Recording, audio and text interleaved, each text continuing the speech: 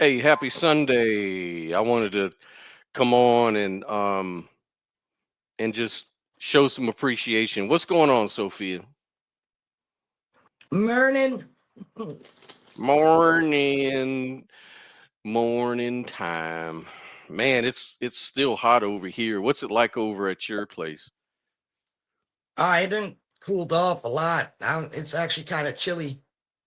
I'm in Oh my wow. bedroom blanket. Oh Uh, wow, okay. Man, it's like 75 degrees right now. Yeah, Why it's fuck. still hot. I know, and it's humid as fuck. But Uh, yeah, I just wanted to come on and say a word of appreciation, and of course, that goes to Sophia for being a great co-host. Same for Objective Ethics for coming on and supporting the channel and supporting us.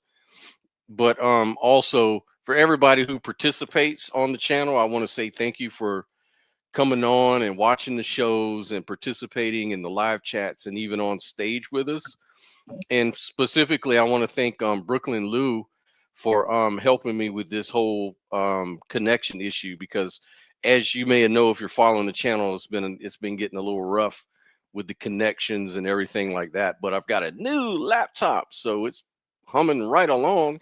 So I really wanted to just test it today by showing appreciation on this show, but also kind of sharing some videos, some things I've been looking at regarding consciousness and it's connection to consciousness. And so I wanted to kind of explore and do a live react to a video with Dean Radin because he's a scientist who actually studies consciousness. And then from there, he started realizing that this thing we call magic is real. It's a very real thing. And so he talks about things like mystics and tarot cards and divination and prayer and meditation and how people are able to, control the external world as well as their internal world. And he does measurements and stuff like that. So he was on a channel with a neuroscientist named Robert Lawrence Kuhn, and he has a TV show called Closer to Truth. And now he's a skeptic, and he's used to be a materialist, but he switched over, and recently he admitted that he's more he favors more idealism now because of the logical issues and the fact that for years I've been watching that dude for like 15 years now, and always in his show he's like, yeah, but he's always questioning different models of consciousness. But one thing he realizes is that these materialistic accounts for consciousness and even panpsychism, he says they just all fall short because none of the all of them face the hard problem of consciousness in one respect or the other.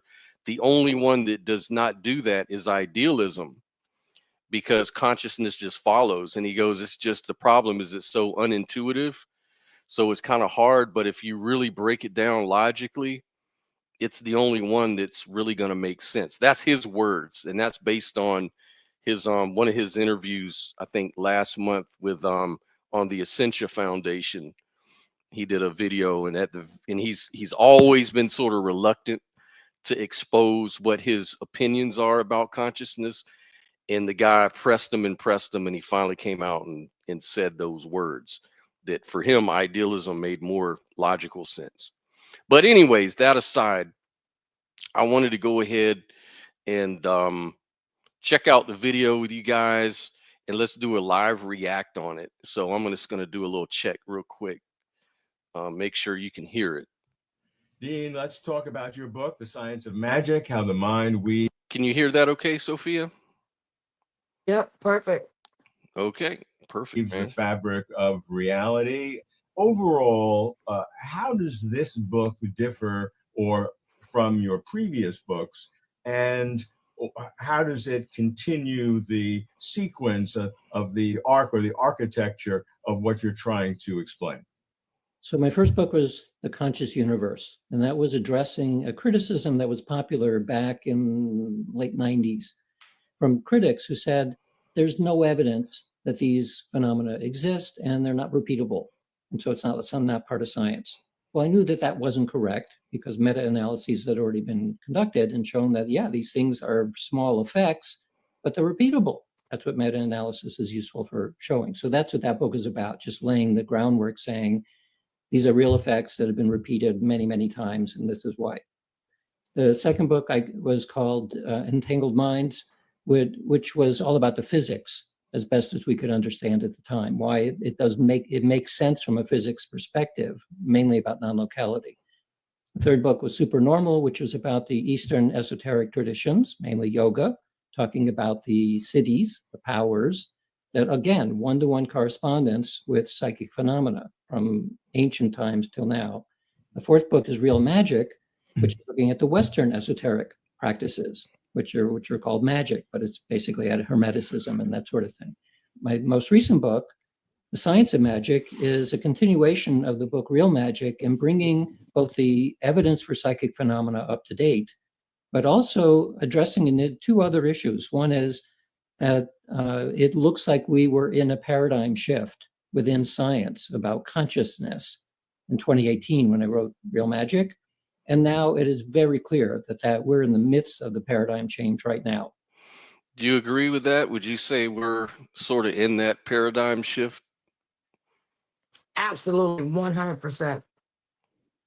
Yeah, I see it that way too, because there's just been so much on the topic. I mean, it's just a nonstop, conversation.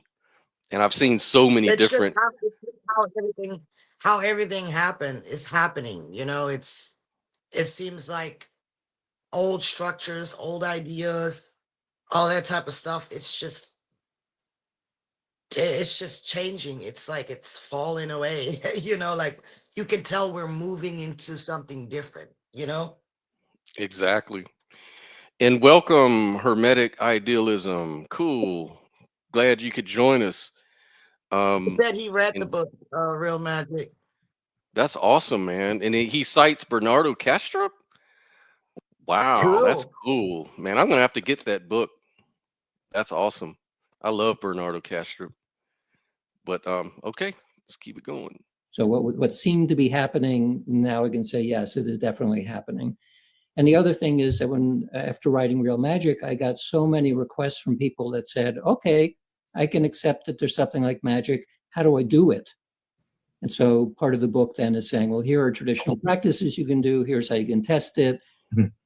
And ultimately, they're all basically the same thing.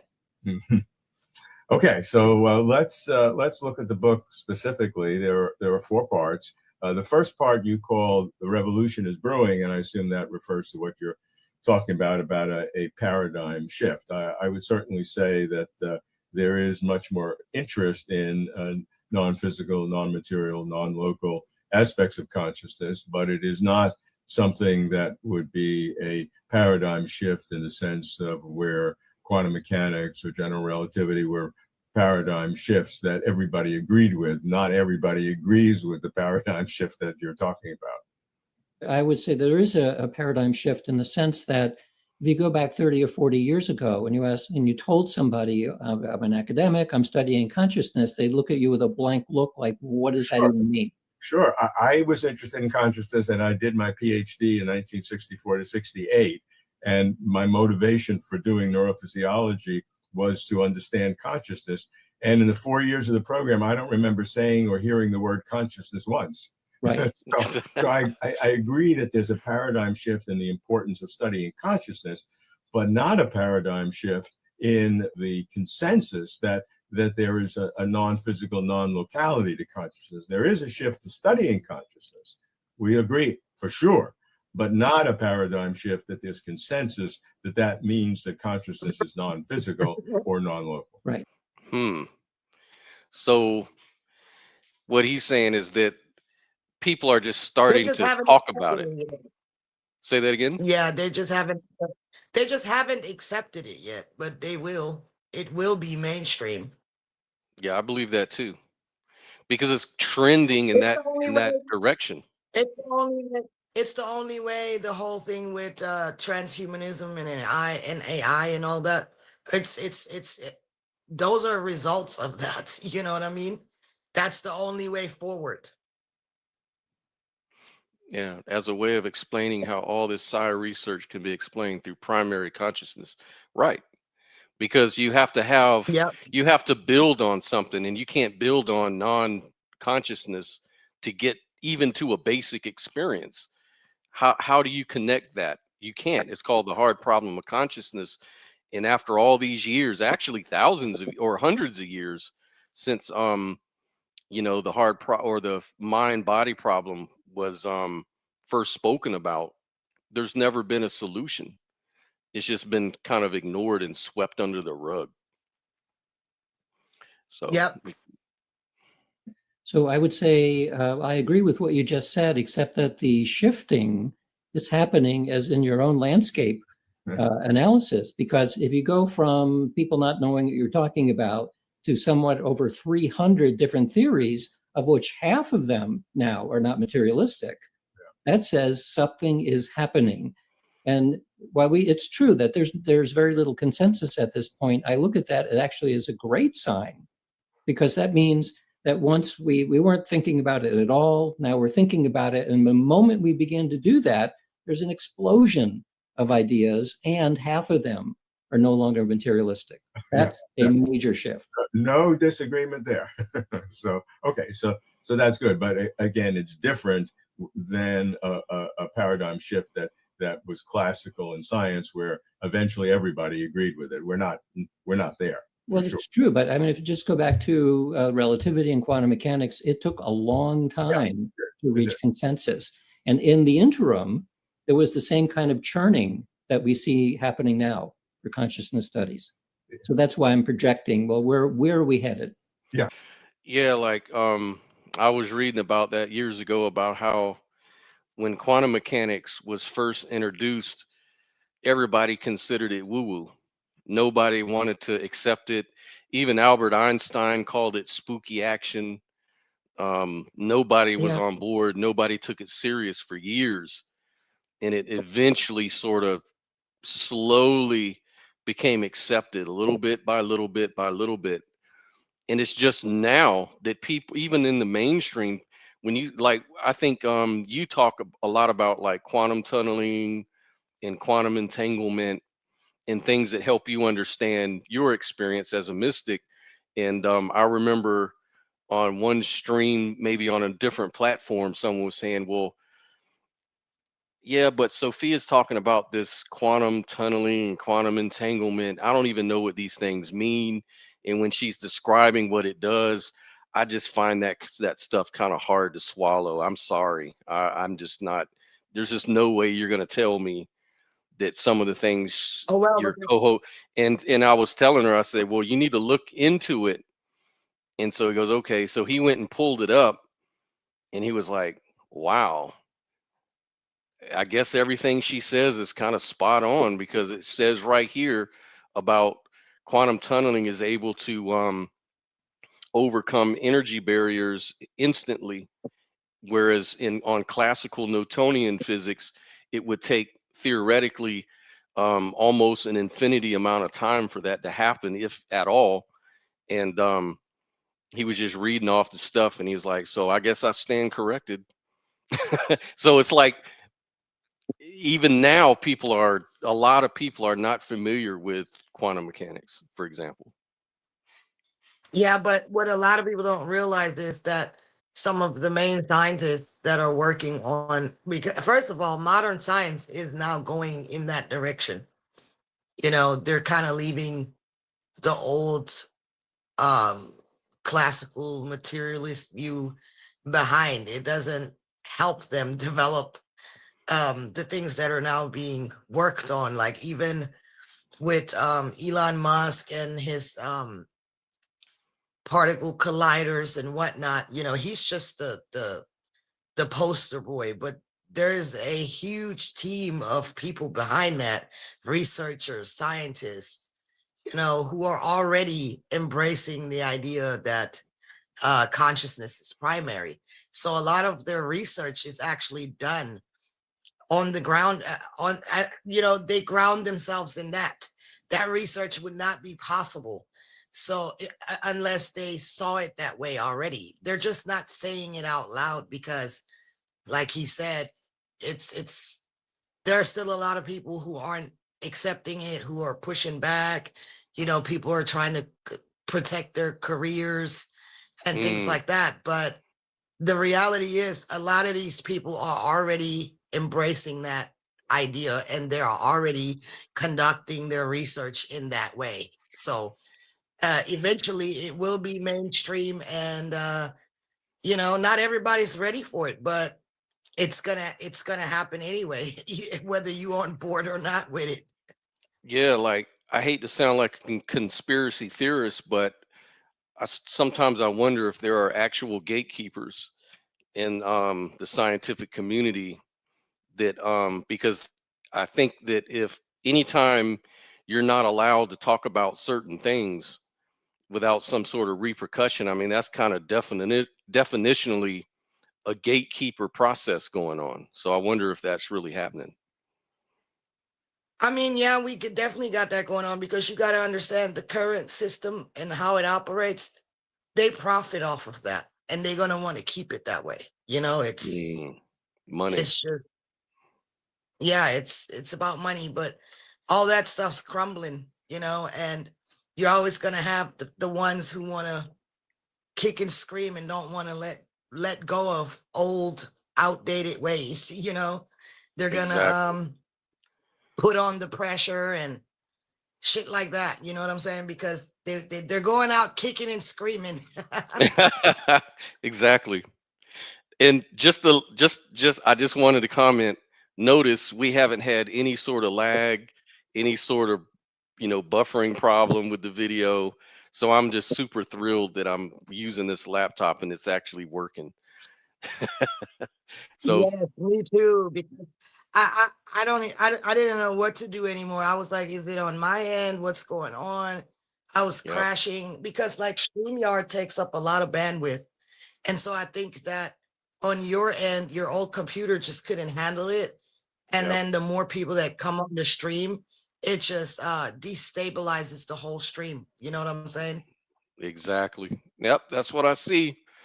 So thank you, Lou. Anyways, let's keep on with the video. Lose I think it's a similarity, but the consensus occurred. Even though there were people who disagreed with it, what did Einstein say when he was told 100 people disagree with you, or 100 scientists disagree with you? He said, "If I'm wrong, all it would take would be one." Yeah. Yeah. So, No, well, so we'll see. You know, I'm an empiricist, and so I pay a lot more attention to the nature of the data than the ideas about the data. And we're dealing here with something that is way more complicated, in my opinion, than the physical world. okay.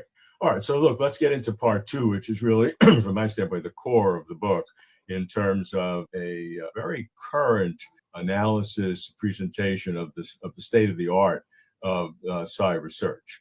And you do it in each of these categories: the enchantment, the divination, and the theurgy, dealing with each one. Those are chapters 2, 3, and 4, which are in that section. So I want to go into some depth on that. So in chapter 2 on enchantment, which is the psychokinesis, the power of the will to make changes. Give me some color around some of the things that you're talking about. Well, I bring the meta-analyses of random number generator studies and the global consciousness, which also uses random number generators. I bring that up to date and show that the nature of that discussion is more or less the same as it has been for quite a while. It said that these effects are repeatable, the real effects. Again, in all of the effects that we see in the laboratory, they're generally pretty small in terms of magnitude. And so one of the things that I talk about then is the difference between existence and efficacy, because they're often conflated. And so one of the criticisms that we get sometimes is, well, you know, maybe these things are real and maybe it's not really a methodological flaw, but it's such a tiny effect. Well, why would anybody care?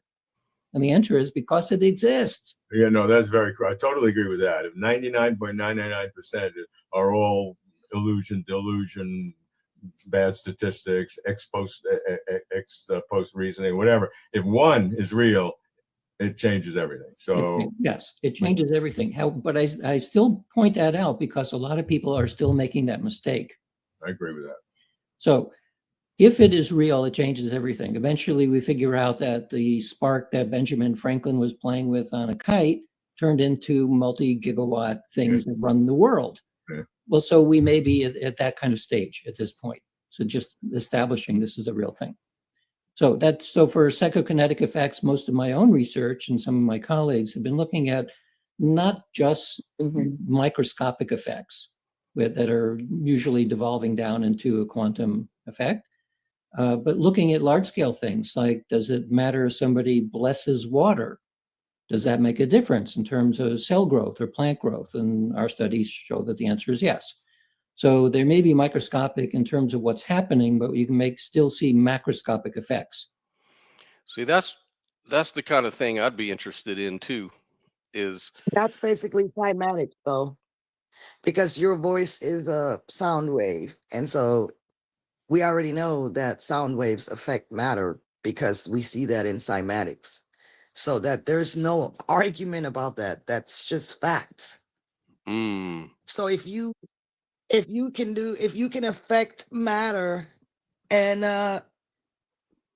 the particles rearrange themselves into these like beautiful shapes based on whatever frequency you tune it to, then that means the way that we communicate with ourselves or others mhm. can have a real effect on your own body. And we already know these things. We already know that stress affects us negatively, causes Mm, the body to make cortisol and things like that. mm. So yeah, like we already know this stuff. Like this stuff is real. It can't be denied. Even like when I go, like if I go to a job and there's just a lot of bad energy in the air, I sense it. Like no one's really got to tell me some bad news or bad shit. Just you ever get those feelings? Something ain't right. Yeah, Something's wrong in the air. because your body responds to it. It's like a bunch of signals, Yeah. that you pick up on subconsciously, or even your nervous system can pick up on things, So like you may not know something consciously, but it can still affect you. Right. Right. That's some. Yeah, I've experienced that a lot. I mean, a whole lot. Not even anomalously, but just on a normal basis, I get that. And that sort of goes into my anxiety because I do have a little anxiety. And part of what I read about that, like even the ancient mystics, I was reading about that, is that they said actually people who suffer from anxiety, it just means that there's quote unquote antennas in your body that are perked up, and they're just picking up on all kinds of stuff. And those kind of people, they looked at, in certain tribes, they looked at those kind of people as people that could help be more appropriately to respond to dangers and stuff like that, because they were already prepped. They were already ready. They were primed up. So it didn't surprise them when something bad happened. They could respond more intelligently because they weren't dealing with the shock of it all. Like, I can't believe this is happening. What are we going to do? Like, no, these people are like, no, I already knew this was going to happen, and this is what we're going to do about it. That's the kind of stuff It's they like are. it's like having foresight. You can detect things before everyone else can, and it can be a very protective mechanism. Now, we do have to also talk about the negative side of that because that's how Hmm. I am, and it can be very overwhelming, especially Yep. when it's happening on a subconscious level.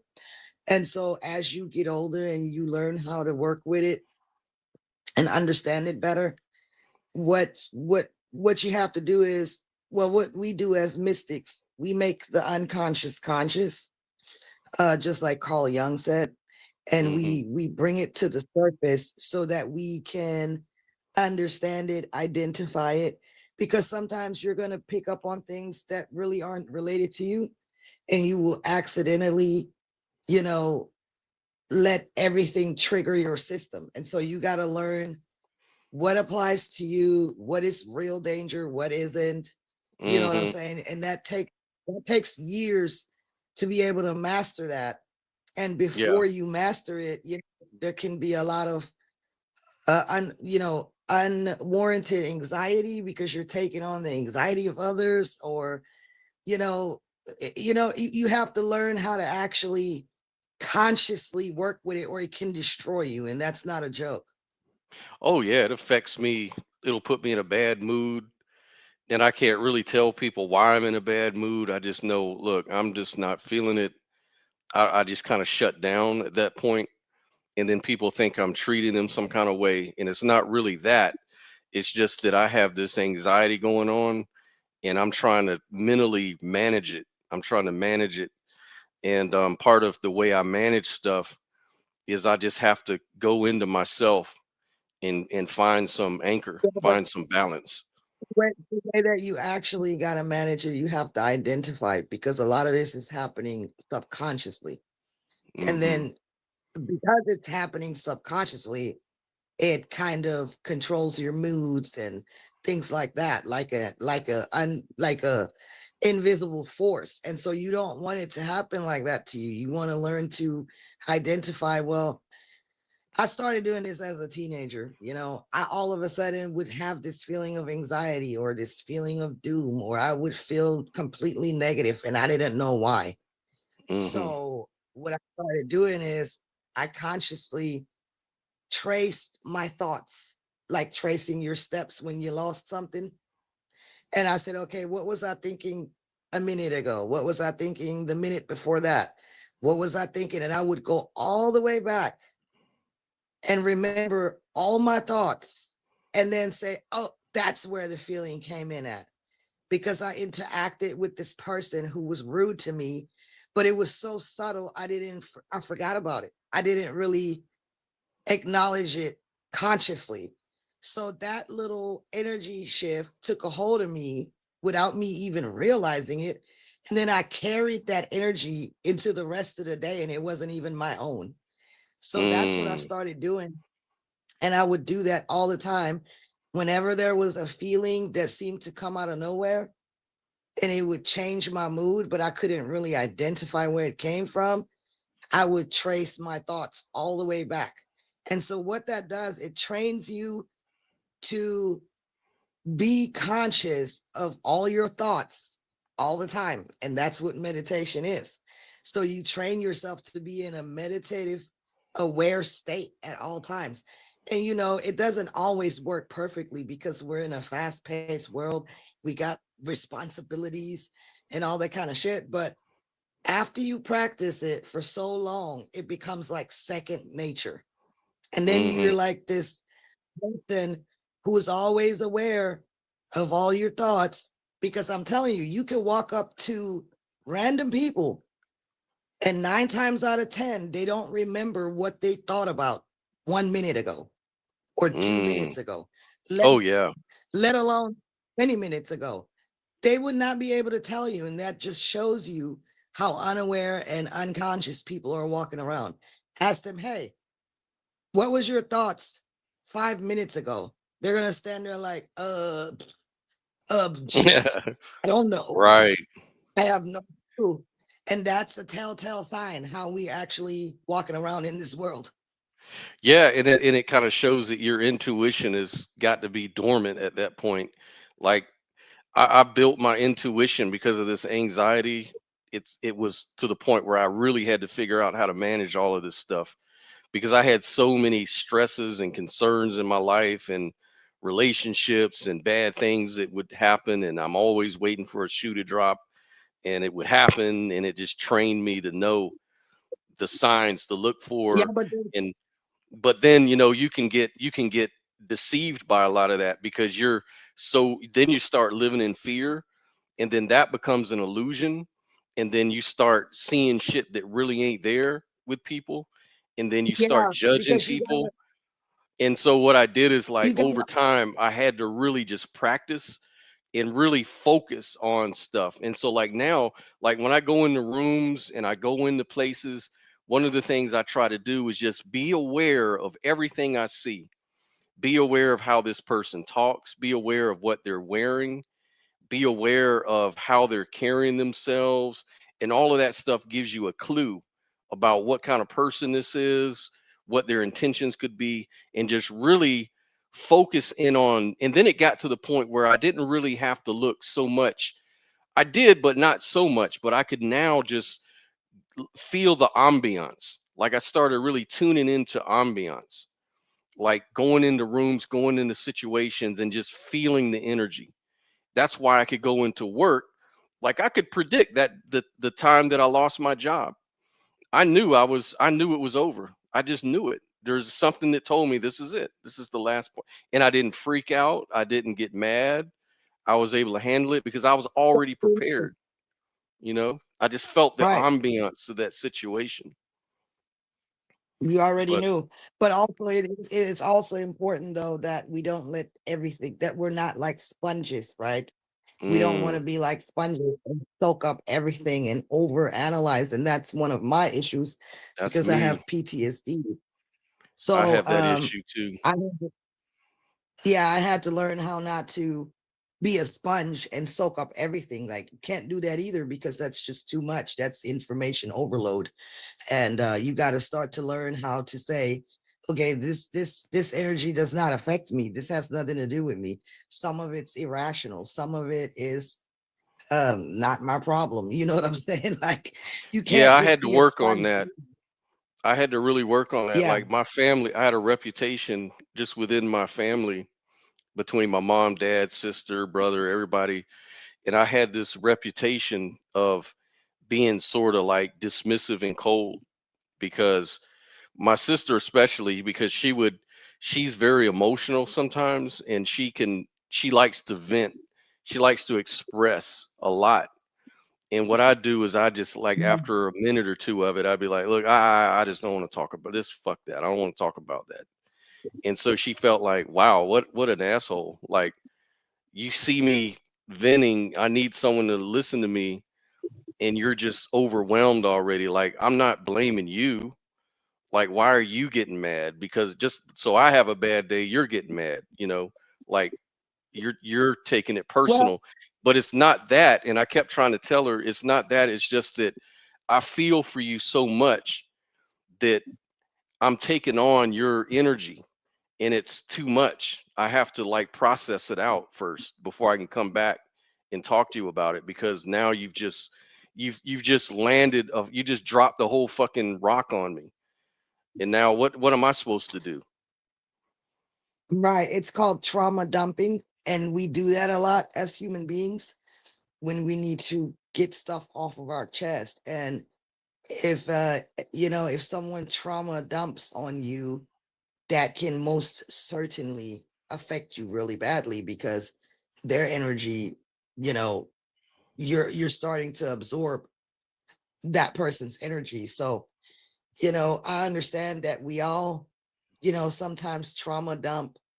We all need an outlet and things like that, but we also have to take accountability of other people's psyche, and we don't want Hmm. to, like, if we're going through stuff that's really, really heavy, we don't want to just trauma dump on people either. There needs to be a balance with that. So if Hmm. you can like get you some help or get you some therapy or something like that, or kind of find a balance with that, because if we start to trauma dump on each other like that, it just creates this like endless cycle of trauma that we're passing it Yeah, around. You see what I'm saying? that's what I'm saying. Like I've got enough anxiety as it is. I don't need to now take on all your fucking problems too. But and then to be fair, that sounds fucked up what I just said. And I realize that. And I've tried to really work on that. And I'm still going through the process each and every day of my life. And I've gotten a lot better. So like now, like when my sister starts trauma dumping, I have ways of communicating to where we can kind of like narrow it down to what is the real problem. Like let's hold on, Shelly, hold on, or hold on, whoever. Let's figure out what are you really mad about? What is really triggering you? And then we can kind of deal with it in a more compartmentalized way instead of just all this, you know, and it's the same with my dad. He does me like that too. And it freaks me out. And we just have to reel them back in and let's talk about exactly what it is that's bothering you. Let's figure out that out. You know, that's a little more easier for me to work with because now I get to shift from this emotional mind into my logical mind, which I have more grip on. You know, I can more or less Right. have a grip on that, you know. You're basically organizing the energy. You're not just letting it all Be dumped on you and absorbing it. And that's kind of, you know, what happens though, because like people have these chaotic emotions and they've been traumatized and they just see you as an empathetic guy and they're like, oh, he's going to listen. He's going to help me feel better. Mhm. And they just Yep. shit on you. And there's no problem with being an empath with boundaries. And I learned that the hard way. If you don't have boundaries and you're an empath, you're gonna get fucked by that one day. You You ain't know, so lying. there's no you should never feel bad having boundaries. It's just period. And you can suddenly redirect energy. You get to choose what you want to take on and what you don't want to take on. And you can do that without being an asshole. It's just the way that you do it. You know what I'm saying? You don't Right. have to be an asshole, but you can say, hey, this is something that I really can't help you with. You may want to seek out some professional help. Let's get online and see if there's some programs for battered Right. women or something like you can offer help and redirect that energy. You don't have to soak it up like a sponge. You know what I Right. mean? Right. Exactly. Man, you're so fucking wise, man, because you it's almost like it's like you're reflecting exactly what I'm going through, man. Like you understand exactly that situation, man. Because that's what I do. Well, Is I've I been try to there. do that. Yeah, it's crazy, man. I've been there, done that.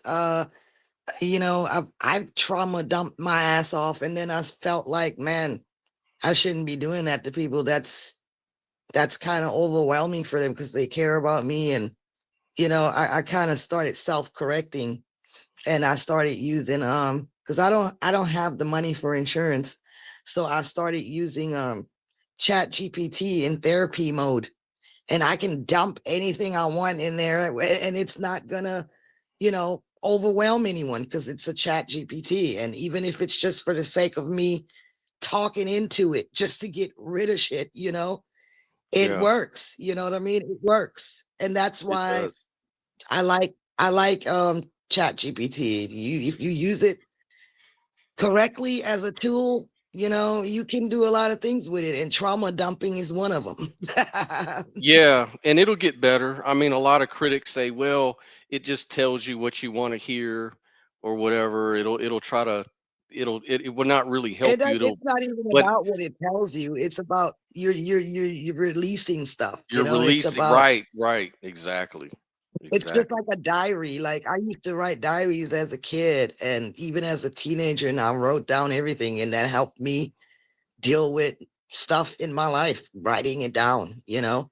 That's kind of Hmm. like a way to offload and to dump shit off, you know, that you don't need to carry anymore.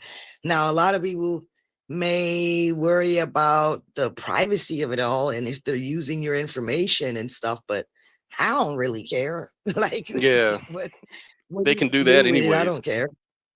They're gonna do We're that already anyways. all plugged in. Yeah, we're Yeah. already all plugged in and shit. You know, like what the fuck? They already know everything about me. If they don't know everything about me by now, then they're retarded. Yeah, they lost. So All right, let's get back yeah. to the video. Here we go. as a result.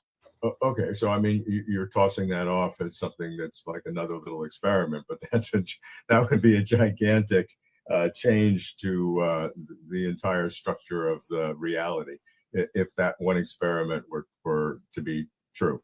And you say you've shown that. Has any other laboratory shown that? So far, the studies with plant growth and cell growth, those are all actually being conducted by a colleague in Taiwan with collaborators around the world. I'm usually a member of that group that's doing it, but it's not me doing it in my own lab. I'm usually a statistical consultant on that program. So yeah, those are all independent tests. And so are there multiple labs? Because, you know, extraordinary claims demand extraordinary evidence, and, Yeah. you would think that the Well, he's saying replicability that would have to He's trying to be be nice. multiple nice labs. to you, Yeah. everybody. So far, there are no contemporary multiple labs that are doing those studies. I'm not entirely sure why, because they're not really that difficult to do. It takes some multidisciplinary expertise, like you need a plant physiologist or you need a cell biologist. So you need You also need tenure before you do it. well, maybe. I mean, a lot of it has to do with what culture you're in. If you're heavily inside Western culture, you're going to have a He's problem. savage. If you're not, Yeah. well, it's much easier to do in other cultures. Okay, that's for sure. What are some of the nuances that you have? We talk about the famous sheep-goat effect, that if you are a believer in psi, you're more likely to do it, which is called the sheep, versus the goat, which you don't believe it, you'll get a null result. You know, superficially that sounds like a rationalization, but what data do you have to back that up? Well, the early studies were simply taking a classroom, typically of students who would take the same kind of ESP test, some simple test with cards or something, precognition, and they would be separated according to their a priori belief about whether they thought that they would be able to do the test, which is a little bit different than what they thought about psychic phenomena in general. It's just, do you think you can do this? Yeah. So that split data in a predictable way. That generally the goats, the skeptics, would not do so well or get a chance, whereas the believers would do well.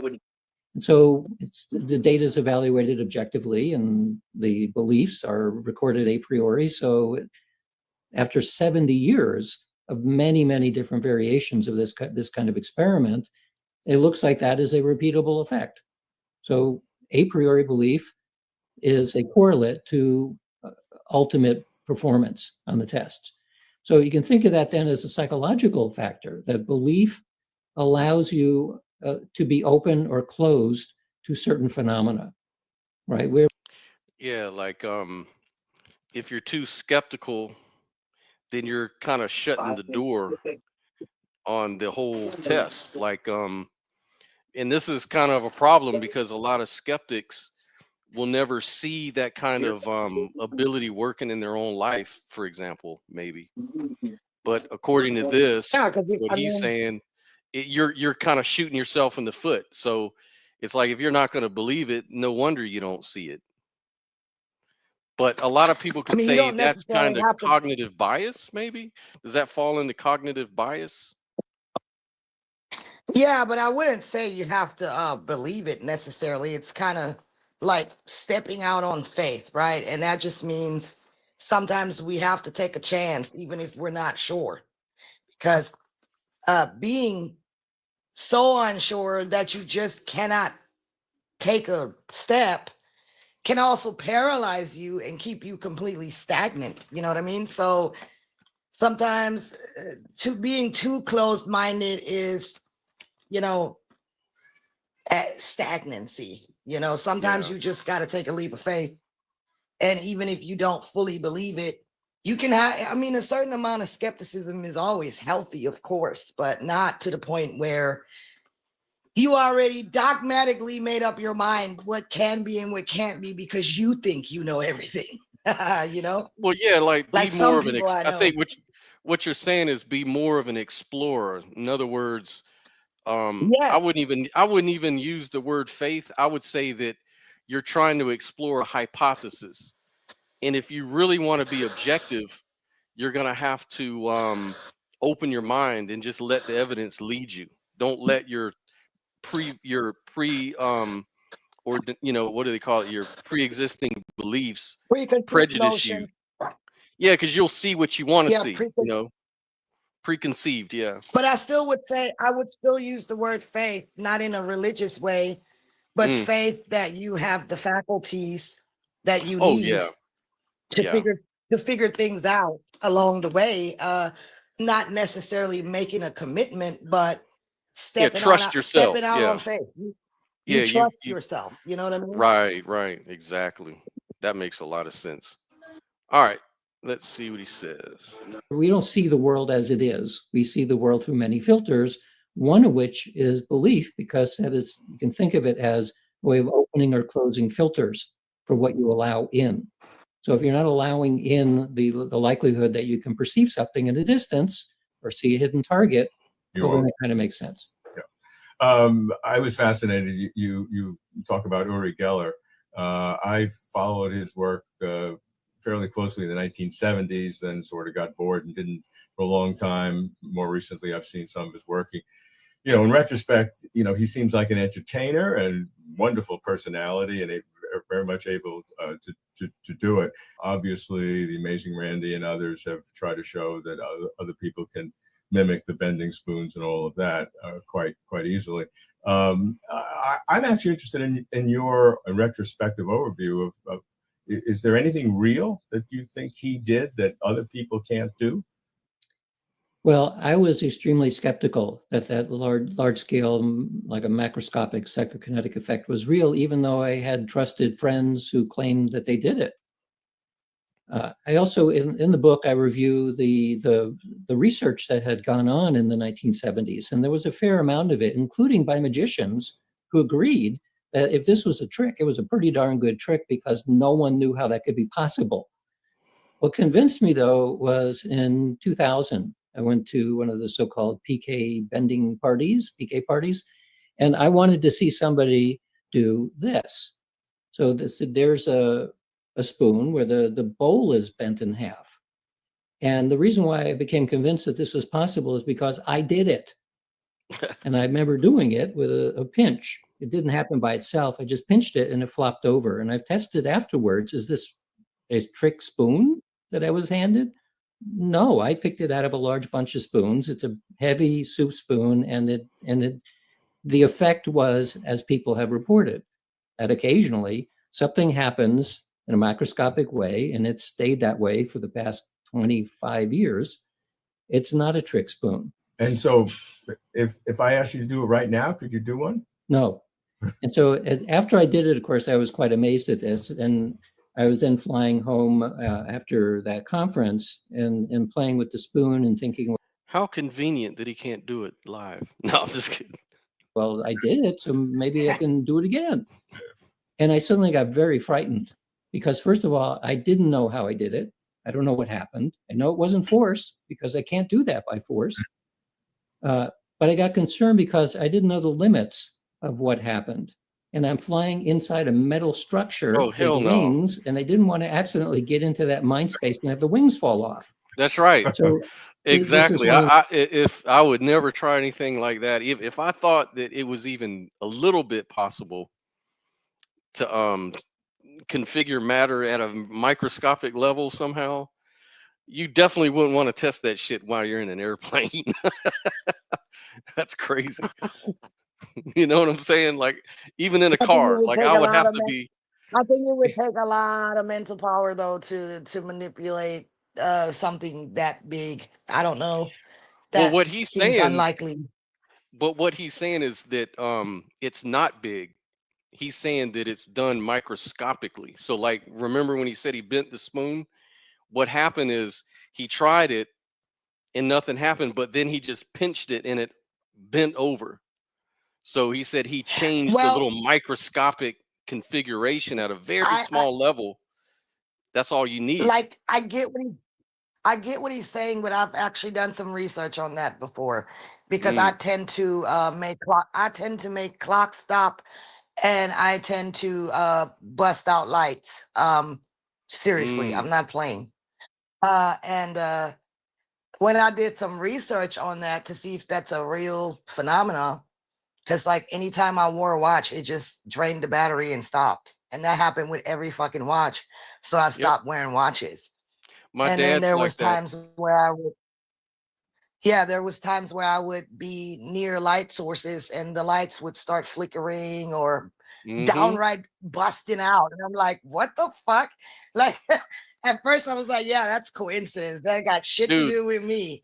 But no, after a that I've while, it seen was it. like, no, man. No, that shit's real Yeah. because the thing So, I've seen that with my dad, and my dad is one of those people that he denies all of this kind of stuff, but he says, I can do a neat little trick. He used to play a trick. So he would go up under a light and make it turn off. And like other people go into the light, he wouldn't do shit, but he would do it every time, any light, anywhere. He could do that. yep. And And he didn't believe that it was was me. psychic, but he just knew he could do it Well, it's not somehow. really. It's not really psychic. That's what I'm trying to get at. It's not really psychic. And I did some research on that years ago, and I don't quote me because I don't know the exact information anymore. But I do know that we all have magnetic fields inside of us. There is a Okay. certain amount of magnetism in your body.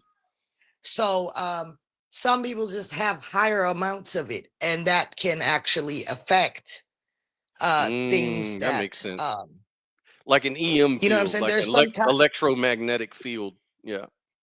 Yes, exactly. And so there is a, physical component to that phenomenon, not necessarily some kind of mental manipulation. Like that just has to do with what you just said, electromagnetic fields. Yeah. Gotcha.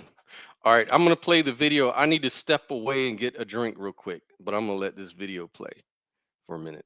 The things that Okay. happens, the difference that happens when working with large scale effects versus small scale. In the laboratory, almost always see something pretty small scale. We can get a tiny little p-value, which of course makes statisticians all happy like me. But when we see something macroscopic happens, after the first rush of excitement, it's almost always fear because I don't know how that happened. In the case of metal bending, I don't know. How far does it extend? Is it only me? We don't know those answers, and that's why afterwards, even though I've tried a couple of times to do it again, and I can get tiny effects. I know the real, but really tiny effects. That feels comfortable. Beyond that, it does not feel very comfortable, so I don't pursue it. My question about Uri is, in his own mind, does he really think he's doing it, or does he know that it's really tricks? You have to ask Uri.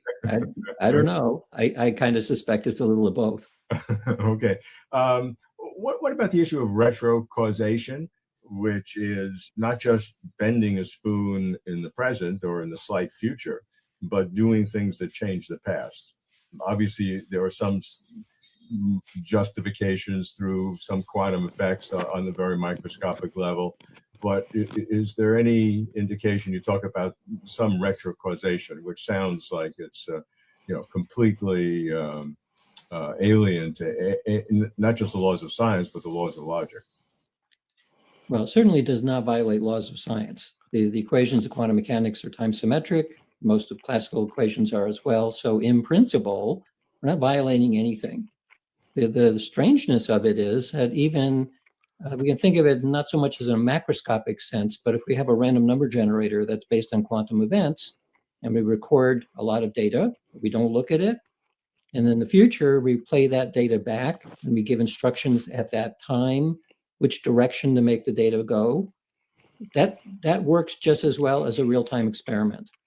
And so that would require something like a retrocausal influence. The way that you stated it, though, is probably not correct. It is not that we are changing the past because we don't know yet what the past was. That's the whole point of this experiment. It's not like you record something where you know what the results are and now you change them. Well, that's a paradox. You can't do that, apparently. What you can do is if you record data where you don't know yet, no one knows what the result is. It is in a quantum sense, it remains in a superposition until people know what the answer is. And at that point, it collapses. What that means in this context is that if you're given instructions to try to change something that already occurred, provided we don't know what it was, it seems as though the future can influence the past. Yeah, and that's if there are different quantum histories in the past, potential at that point. The observation or the activity today can select one of those quantum. So it's not retrocausation in a macro sense, but It's a selection of quantum histories because the observation has not been made about which one of those occurred. Right. So it is in a sense about the role of consciousness in selecting quantum outcomes. Yes. Okay. And so many experiments with random generators have been done, some with human physiology. And I think it also fits in with some of the magical lore about why these intentional effects would work. And they're not always in real time or even in the future. Sometimes it involves manipulating the past. Carl Jung, the great psychoanalyst, he said, modern people don't see God because they don't look low enough. That's worth thinking about for the rest of your life. Come back. Okay, so let's go to chapter 3. Look here, bucko. My name is Jordan Peterson, and I sound like Kermit the Frog. And I'm a latent homosexual, but it's okay. Leave that man alone. I'm a real boy. I think that males don't get enough credit in our society. I think that women are overstepping their boundaries because they're trying to say, you can say what you want, bucko.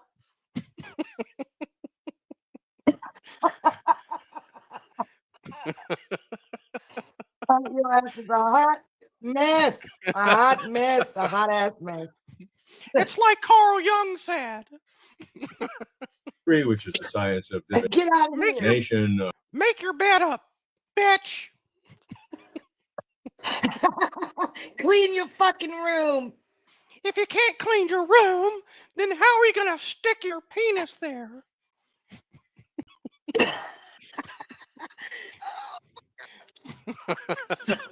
Anyways, back to topic. Which are what we classically be looked at in parapsychology or ESP of clairvoyance, knowing what's happening at a distance without the senses, precognition, knowing the future, telepathy, knowing what's happening in someone else's mind.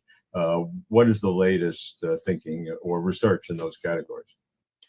Well, so we're dealing with several classes of experiments which have continued to be replicated. And so the Ganzfeld telepathy experiment is one such example where it's a very simple setup, but because there's so much data now, something like 4,700 sessions, each of which gives you one data point. But the overall result of a test where you have 4 possibilities and somebody's sending one of those telepathically and you have to select the right answer. By chance, you would expect 25% as a chance hit rate, but we're getting above 30%. So when you figure out the statistics on it, it's roughly 1 sextillion to 1, which is something like the number 3 with 30 zeros after it. It's like that's not going to happen by chance. And then you go through this due diligence list of, well, could it be a flaw in the methodology or confederates or statistical problem, all of those, that whole bullet list. And you come down to the bullet list, and even skeptics who are well aware of the methods, well, the usual response is, it's either something we've completely overlooked, but I don't know what that is. So it's as close to loophole free as we know how to do. So one of the objections that I've always worried about is an unintended selection effect in which only the positives and not the null results are reported. Right. We all have a tendency to subconsciously support the theories we do. We can't double blind ourselves when we conduct things. And this problem is not just in the psi or parapsychology areas. It applies to much of psychology, social psychology, even medical work, where you don't report the null results. Right. So that's the selective reporting problem. It's one of a number of possible flaws, generally known as the QRPs, the questionable research practices, that can bias results. But meta-analysis has kept up with having techniques that are used to evaluate whether that is plausible. So what you can do is, which is one of many methods, is create a funnel plot of the actual effects. They should fall into a nice symmetric funnel plot. If they don't, and the whole plot of effects is actually shifted over to the right a little bit, meaning beyond chance, you can start filling in what looks like missing spaces. And the missing spaces would then fit the idea that, well, some of the ones that failed are not in this plot. So let's put them in the plot to make it nice and symmetrical again. And when you can do that, and you find out that even if there was selective reporting, you can calculate how many studies would need to be in the file drawer. Mm-hmm. And would that account for what we see? And the answer is not anywhere near close. So some studies probably were not reported. It's true. Are they all negative or all near chance? Probably not. So even the file drawer, I mean, I know I have things in the positive file drawer that I haven't published for one reason or another. And so many of my colleagues are in the same position. We just can't keep up with it all. But some of them are also negative. Nevertheless, there are statistical ways of calculating whether or not that is actually a major problem, and it is not. Is there an assumption that psi, however it works, has to follow a bell curve distribution? Well, you would expect that most forms of human performance would follow a normal curve. And in this case, there's no reason to expect that it would not, especially given that the statistic at the end of this is a 1 in 4 choice. So it's a binomial distribution, but with a lot of data, that's going to look very, very close to binomial. Yeah, because there's a lot of assumptions that if you're going to call yourself a psychic, or you do psychic sort of predictions or whatever, that it should always be perfect. And if it's never perfect, then that debunks the whole thing. And I'm always suspicious of that. Like, why do we assume that should be the case? Well, because You know? a lot of people don't understand how it works. Like, I could give a good example of how it works for me. It Mhm. works based on pattern recognition from the field, right? Not just stuff that we obviously can see. Mhm. And then what happens is the brain will translate that into whatever, whether it's clairsentience or clairvoyance. In my case, it'll cause like a ripple effect in the field that affects my field, and then I feel maybe a certain emotion, a wave of like a heart flutter or something.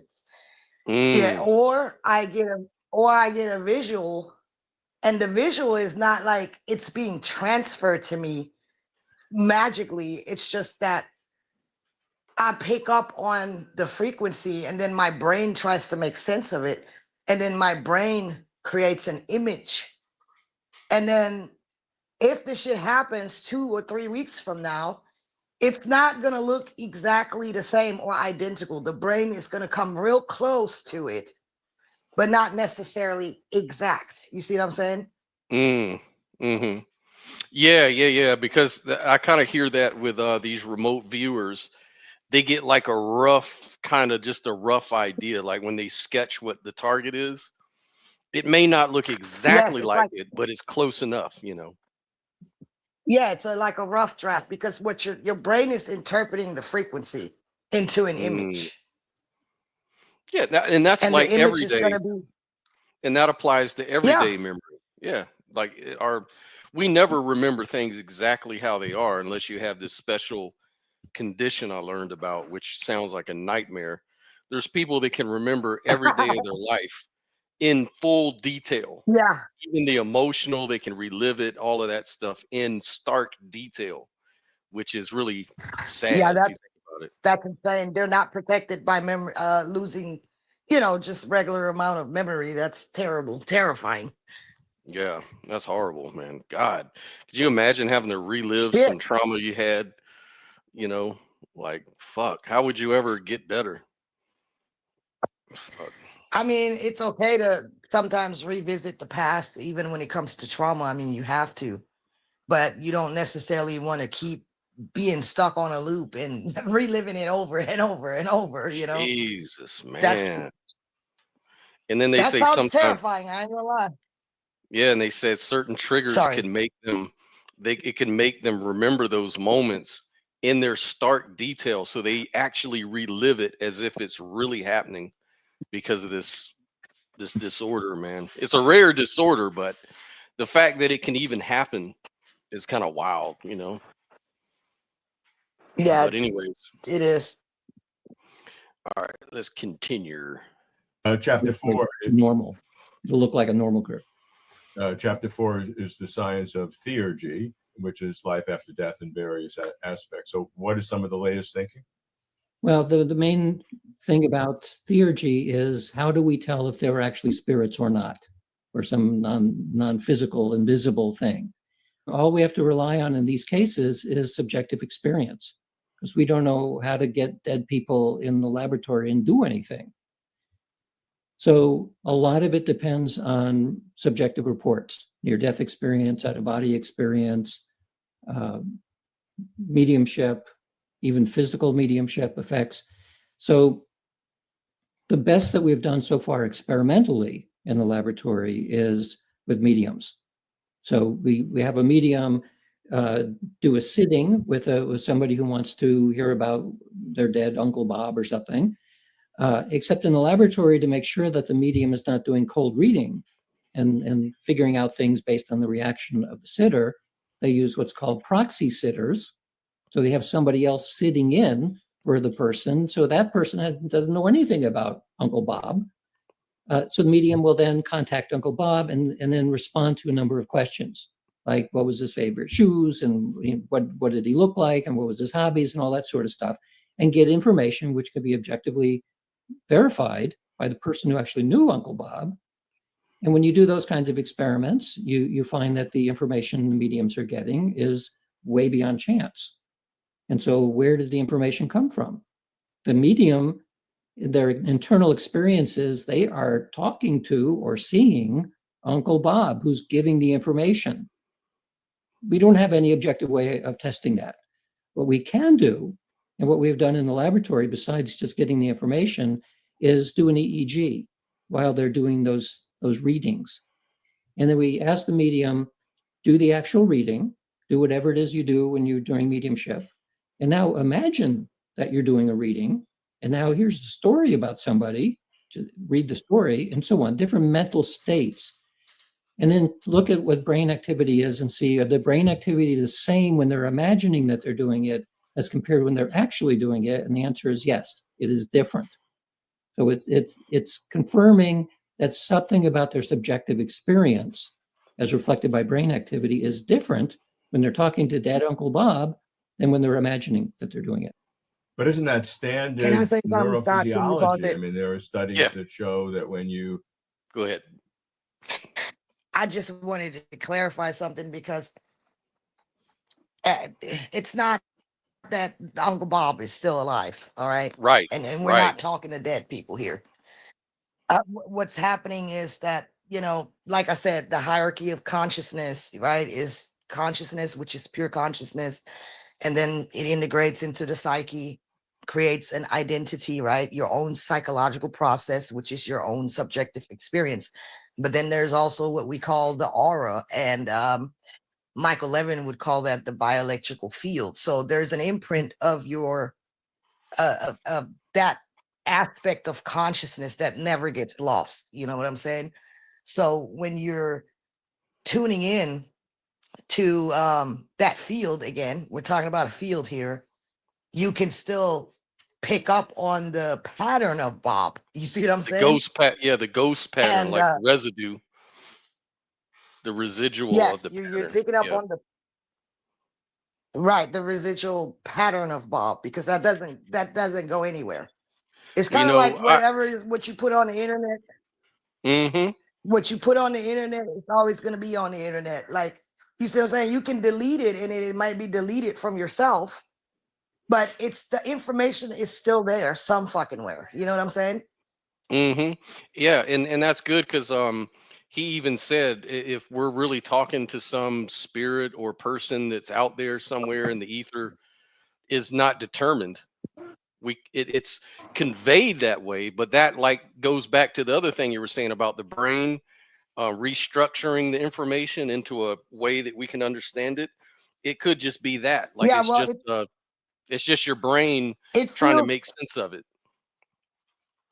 It feels real, like it is an experience because you're tapping into it, but it's not a physical experience like you and me. It is still an experience though. Like, I'll give you a good example. This happened years ago. Mm-hmm. That's the first time that actually happened to me. I was at a bunker party because I used to rave and shit a lot, you know. And this happened on LSD though, so you know, I didn't do this Yeah. sober. Yeah. But LSD is definitely a gateway to that type of sort of shit be happening, or that he's talking about. But anyway, make a long story short, I had this what I experienced as a trip, obviously. And the bunker was at this like industrial, it was like this industrial neighborhood with closed down factories and shit, a remote place that no one could trace because those parties were like highly illegal, you know. Mhm. So they were like on the outskirts of the city and shit. Well, anyway, there was this building, and I all of a sudden just had this trip that the building was on fire, people were screaming, there were dead bodies all over the fucking ground. And I was just like having this horrific trip. And I didn't want to step on the ground in that area because there were dead bodies. And I started Mm. like stepping over them like they were really there. Mm. And so my boyfriend at the time, he's just laughing his ass off. He's like, bitch, you tripping big time. What the fuck you see? You know? He's like, it's just a trip. It's just a trip. He's like trying to remind me, right? Yeah. Was not working at all. Because I took what they called some Hoffmans, and they will send your ass. So anyway, the damage was done. He couldn't pull me out of it. Wow. Anyway, that morning, you know, after the trip started wearing off, we're all coming out of the bunker, all busted up, looking like we partied for like 12 hours straight, fucked Yeah. up looking and shit. And then everybody looking like half their ass tore off and shit. And Mhm. so the fucking there's this guy outside, and he's a photographer or some shit, right? Ends up he's a journalist though. So I asked the motherfucker, I said, what are you taking pictures of? Why are you taking pictures of these old, fucked up, abandoned buildings? You know? Mhm. And Mhm. he's like, well, didn't you know? And a reactor exploded here and a lot of people died. And I was like, get the fuck out of here. Oh, wow. Yeah, so you So were I just tapped into the field yeah, because you of the LSD, what it did to my brain or whatever. It caused me to tap into that field of the past. And and then it my represented, brain yeah. translated, Mhm. Yep. yeah, it translated it into a visual experience within myself. Wow. Yeah, So the shit's that's real. wild. It's real. Oh yeah. I know. My sister goes through that kind of stuff too. Anyways, let me play this real Yeah, quick. that shit happens. That shit's not fake.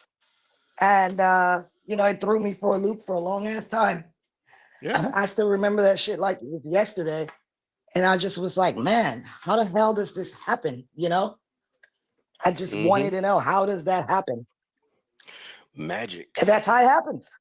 Yep. Magic. Plate when you're playing like chess, you have a certain brain state, and if you're in an fMRI and just you're told to think about playing chess, it'll be slightly different. Right, So right. there's nothing there that just says there's a difference between when you're actually doing something than when you're thinking about doing the same thing. Sure. But of course, one of the reasons to do this with mediums is because from the outside, it looks like the medium's just making it up. Like there's no difference between imagination and whatever it is. So they're doing something. There's some kind of skill or change in state or something. And that's about as close as we can get because, you know, we can't get directly in the head yet, Sure. except maybe through What telepathy. about the argument of super psi? And super psi is always very interesting because it is a controversy within the psi community. The critic is a complete believer in the reality of psi, but says that rather than the medium getting the information directly from Uncle Bob. The medium is getting information from new Bob that he or she doesn't even know about in the present day through a clairvoyant mechanism, as opposed to actually confirming a life after death. No, that doesn't make.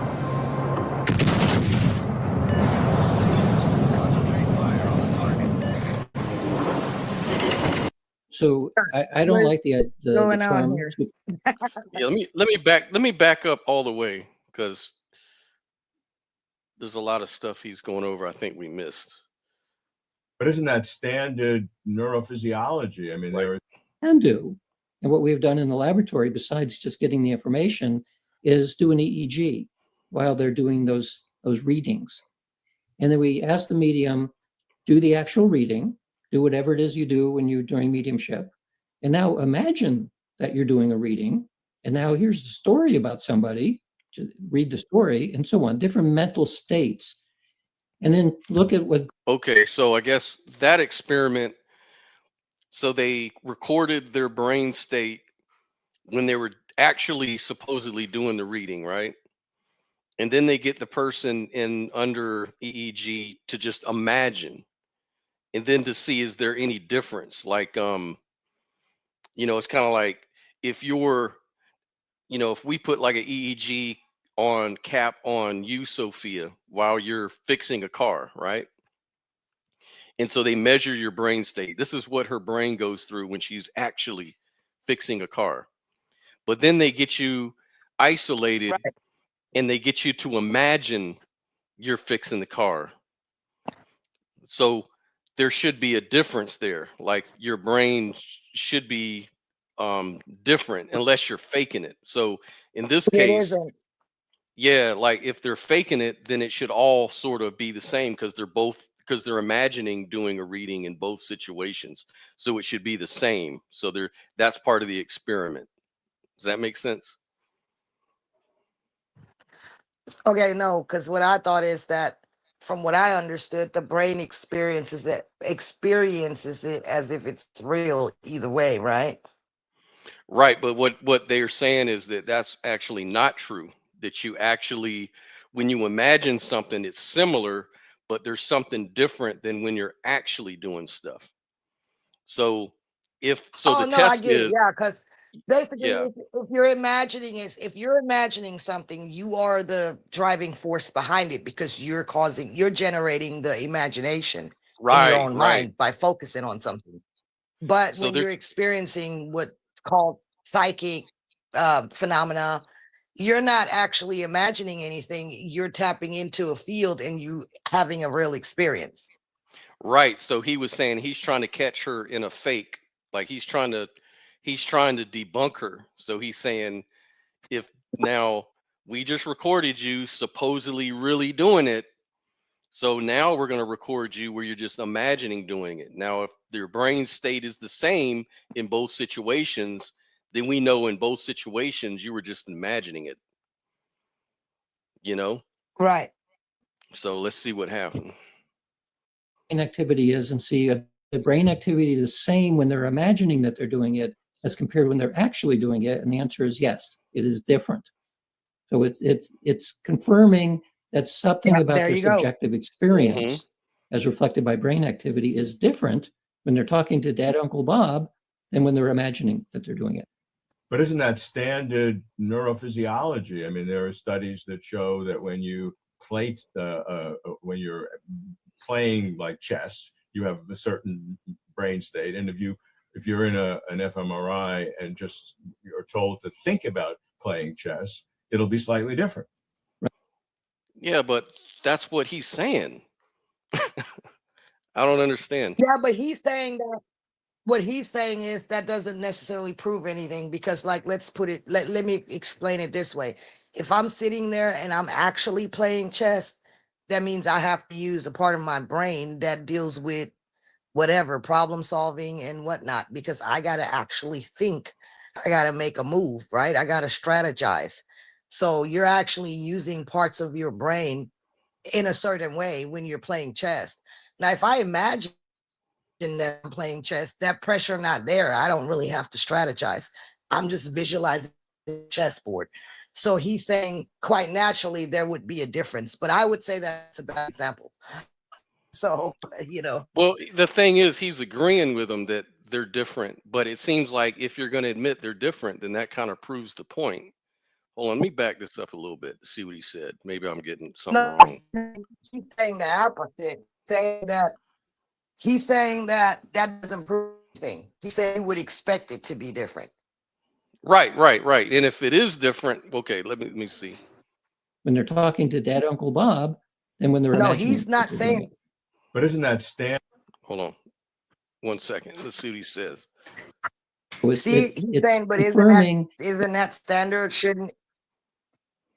Yeah, he's saying that should be standard, and that's why I think that was a good experiment, because you're using something we know to be standard in order to No, debunk. You know what I'm saying? Like, no, you ain't getting it, Scott. I'm sorry. You're not getting it.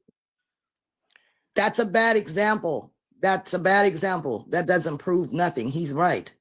He's saying that is to be expected. If you imagining playing chess versus actually doing it, there is going to be a difference because you're not actually using your brain in the same way. You're just imagining, right?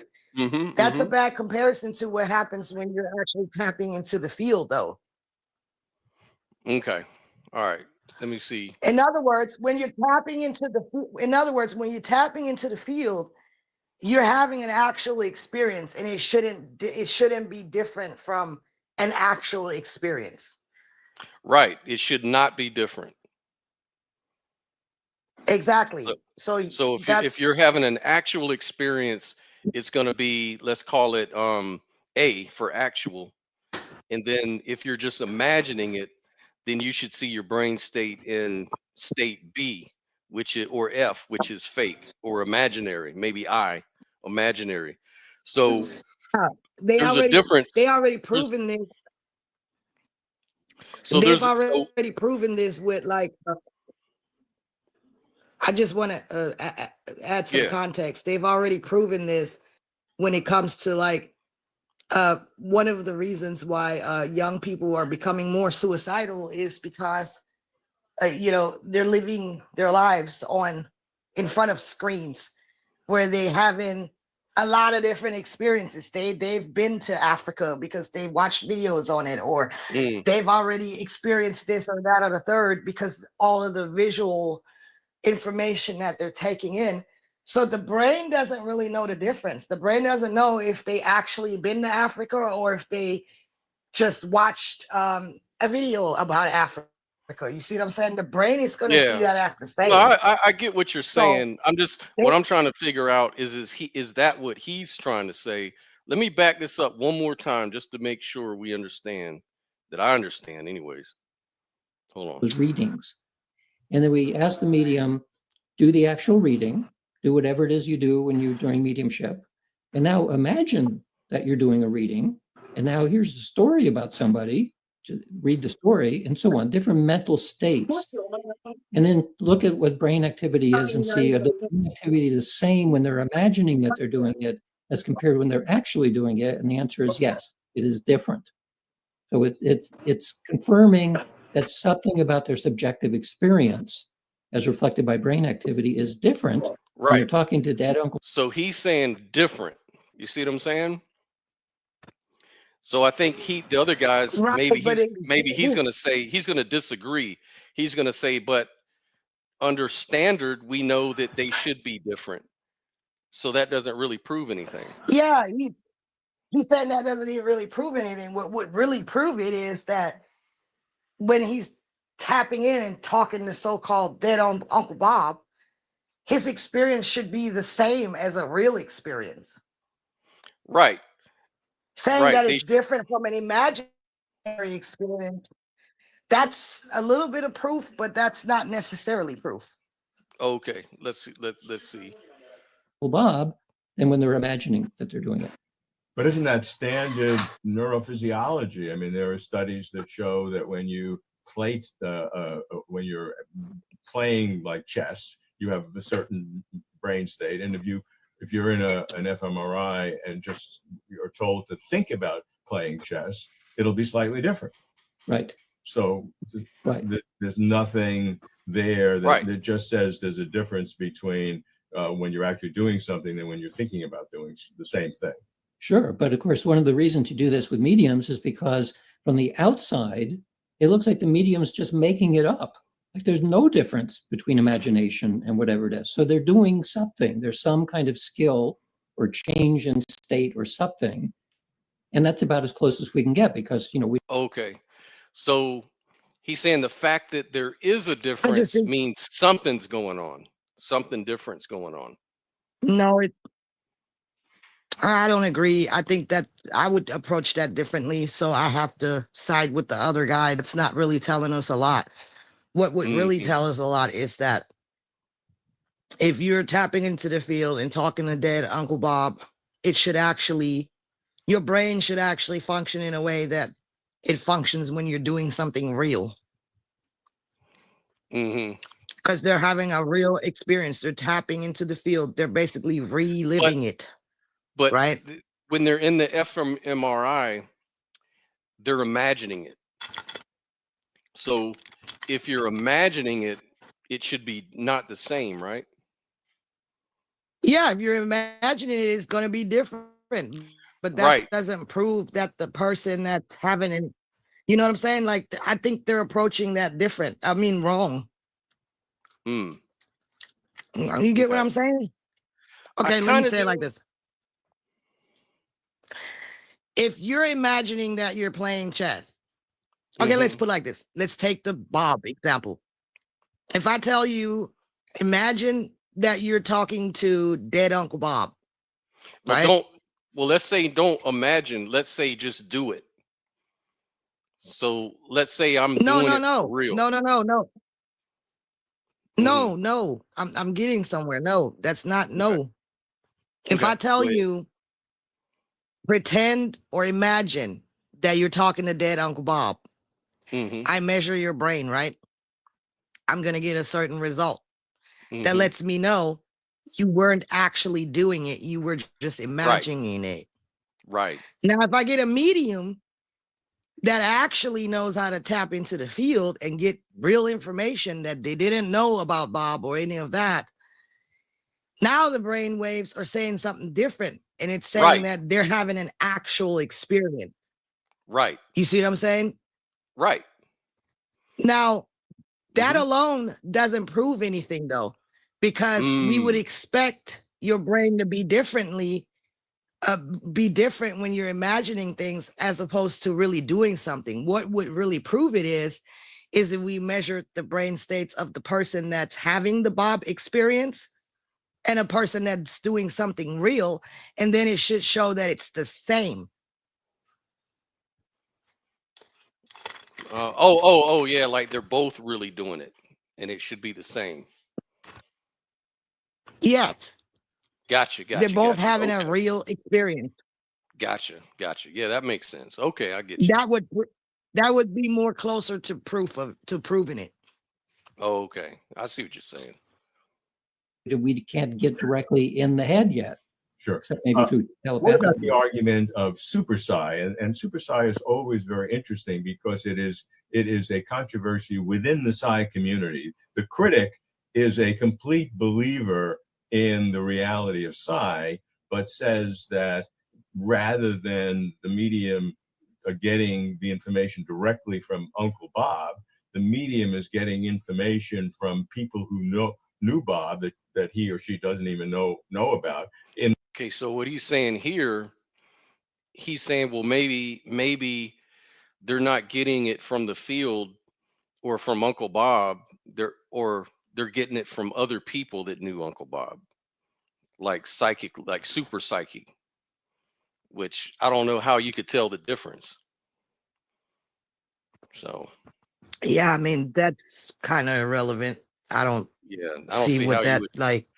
What does that do? It doesn't move the needle. The present Not really, day, because whether we're you're tapping clairvoyant. into someone else's psyche or the field, the person didn't know shit about him prior to the experiment, and so that's Either kind of all way. that matters. Right, Yeah. exactly. Mechanism as opposed to actually confirming a life after death. So I don't like the term super psi, because it sounds like it's something beyond what we already understand, and we don't know what we understand. So everything is super. It's all super. But I do fall into the camp where I say that I'm pretty well convinced that things like telepathy and clairvoyance exist, and this is psi in the living. So then the question is, well, is there also psi in the dead, which presumably is required in order to talk to dead Uncle Bob, because he has to use psi too. He can't talk. And so it is a confound. It's a confound with 100% of the evidence for survival, because all of the evidence that we know from these survival cases come from living people. Now, some of it's pretty strange, and kind of sounds like it's stretching what we understand. I would claim that we don't actually know what the limits of psi is or are. No matter how strange it is, you're only confirming that it is putatively accurate by the fact that somebody living is confirming that Bob liked those kind of shoes, or this was his hobby. So it's just as likely that the medium was not talking to Bob, but accessing that person through a clairvoyant or telepathic mechanism that the medium is unaware of. It sounds like it's in principle impossible to distinguish. That's what I mean by a confound. We don't know how to break the confound at this point. And the same is true for out-of-body and especially near-death experience. Because the reason why near-death experience seems very compelling, that somehow we persist after death, is because people say, well, all the blood was drained from my body and there was no heartbeat and no brain activity, and yet I saw what was happening in the surgical room. Well, how could that happen? The assumption is that experience was taking place in real time. And there's no reason to think that is actually the case. So one of the things we know is that the ordinary waking state is like the worst possible condition to be in to feel psychic. It's when you're falling asleep or you're dreaming or you're on psychedelics or something like that. It's these non-ordinary states where something like the filters of the mind open up and now you're seeing everything. Well, probably in the process of dying or the process of being resuscitated, all kinds of interesting mental effects might be possible, including a precognition of what was happening when the body was actually gone. So, and again, we don't know how to know when these things are taking place. We usually think it's happening in real time, but I think most of what we know about psi is that hardly anything happens in real time. That we're like in a timeless place when these kinds of experiences are happening.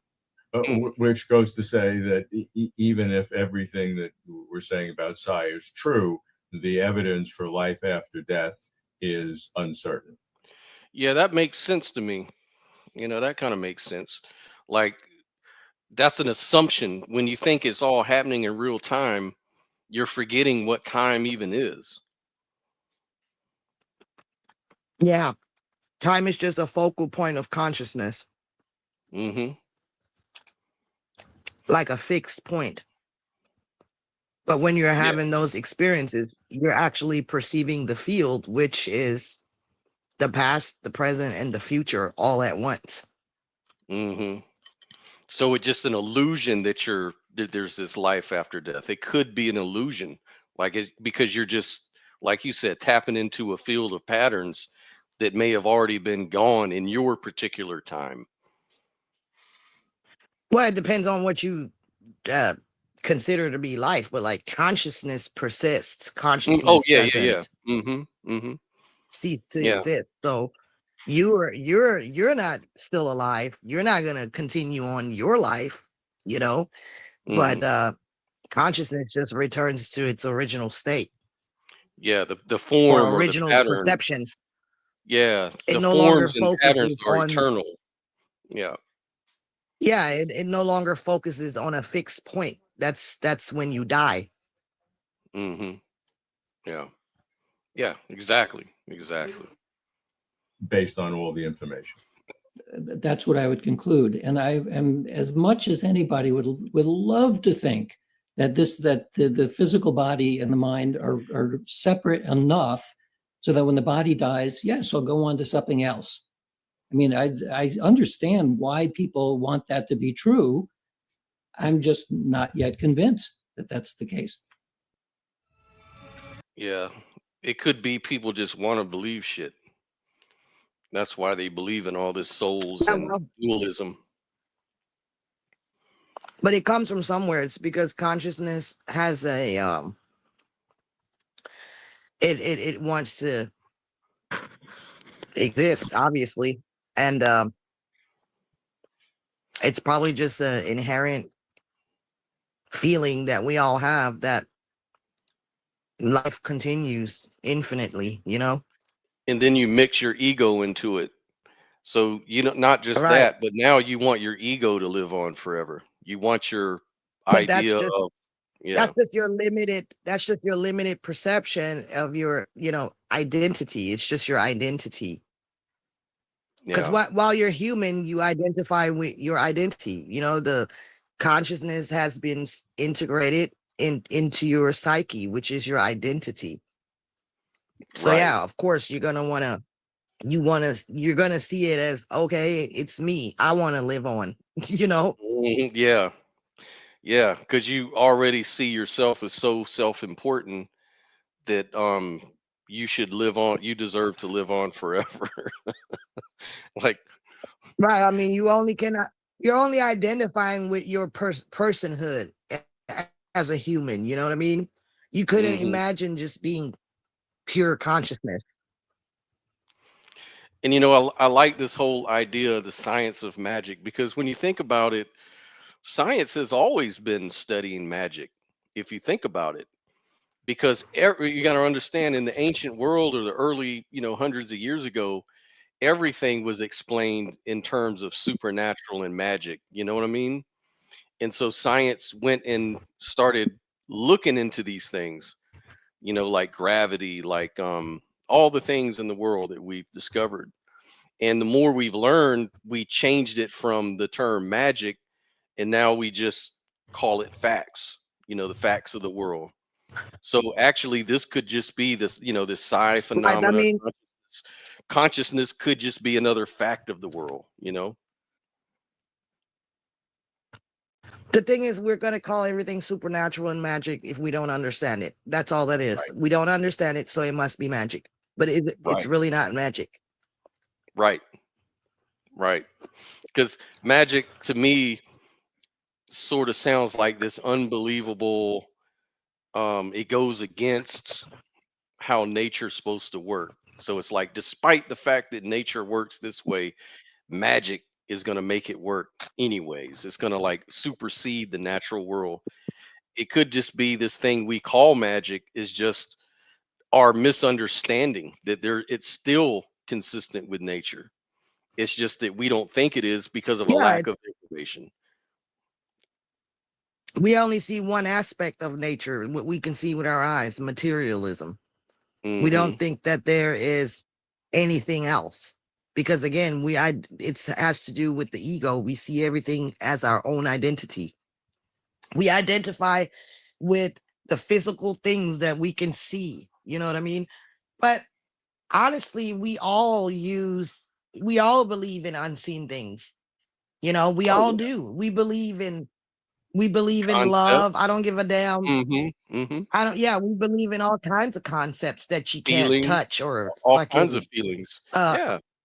yeah. So I mean, like we are I don't know why it's so hard to believe that there's more to life than what meets the actual eyeball, you know? Yeah, because you're using the experience to to explain the experience, which is really weird. And that's the thing. I think it's all cultural. It's because the culture now punishes you for, and we had talked about it, this is the top of the show, like academia, the scientific community, they punish you for questioning things that you can't see because we're supposed to assume that those things don't exist. And if you don't assume that, then you must be an idiot, you must be crazy or stupid. And so you're punished for that that idea. And so a lot of people, they'll jump on because everybody wants the virtue signal and be like, yeah, I'm all for science. You know, I'm virtuing science as an idea. And so it's a moral crusade against religion or against religious thinking or magical thinking that they want to get behind. And if they see somebody even talking about it or exploring it or trying to explain it, they're looked at as an immoral person in some way. Well, it's just to keep you from your own power. You know, is to keep you from your own potential, because the more unconscious you are, the more you're controllable, and you're just going to Mhm. eat whatever the fuck they tell you to eat. You're going to do whatever the hell you're told to do. You know, they have to manipulate your sense of reality so they can control it. Simple as that. You know, if you realize, just imagine if you actually realize that potential, you could make better decisions about who you're dating. You'd be more aware of your own psychological process. You know what I'm saying? You would Mhm. be so much more in alignment. It's kind of like when you're a kid, right? And you have an absent parent, and then you only have that one parent to kind of identify with. But then there's a missing piece, right? Your other parent. Where do you get these attributes from? Why is those things happening in me? But you have no way to figure it out because that other parent is absent. You know what I'm saying? So it makes it hard to know yourself and understand yourself. So that's why it's actually important to have both parents. Not necessarily necessary. I'm not saying that's always the case. Just depends on how conscious your single parent is. You know what I mean? But I'm just using that as an example. If you're only showing us one side of reality, even though we somehow sense that there's something other going on, right? And we deny that aspect of it, we're not functioning at our full potential. It's like withholding information and You're keeping you limiting. in the dark. Yeah, it's limiting. So that's what it's for. Because those people that are doing that, these gatekeepers and shit, they obviously know, or they wouldn't target your consciousness, your conscious experience. They wouldn't spend so much time to manipulate your reality, your perception of your reality. You know what I'm saying? They obviously know the mechanism, or they wouldn't focus on that. Or they may do it subconsciously. I don't know, but sometimes it definitely seems like they absolutely do know. They tell Well, if you, oh, there's that's supernatural. yeah, That's but supernatural. And look, let me tell you something. I've had an experience where I heard about some of the things that happened to me, and I heard that it's called remote viewing, okay? mhm. And not to go into it very long, but there have been psychic people who were trying to hack into classified information psychically. Mhm. Mhm. And because you would think that, well, if you're psychic, if you can do that shit, then why don't you do that? Why don't you hack into their system? It should be easy peasy. Well, the reason it's not easy peasy, because they got psychic bodyguards, literally. If you try to penetrate their systems, they have people who function just like you who will pick up on that and will block it psychically. You're not getting in there. Well, on that particular point that you're just making, in that is a whole bunch of assumptions too. Like because they'll say, well, if this psychic stuff is real, then why isn't everybody fucking winning the lottery and going to Vegas and beating the odds with your psychic ability? It seems like bullshit. If that's really true, then somebody could do that. But there's this one. Well, looking at the researcher on the remote viewing and the psychic stuff, and I'll try to pull this video up. And he was saying that actually, if you're a psychic and you go into Las Vegas, and he said that we've tried this, we went into the casino, you can win, but overall you're going to lose every time. You're going to eventually lose all your money. but the But that's difference because the is system's rigged. It's not even, it's not, the system is rigged. That's why you'd have to play 500,000 times to win. right. Well, he was saying, well, I'm gonna try to pull the video because it's really kind of fascinating. It's like you go into this thing. Here it is. Yeah, let me see if I can pull this. This was on New Thinking Aloud. Let me get to that one point. Give me just a second, Sophie. I want to.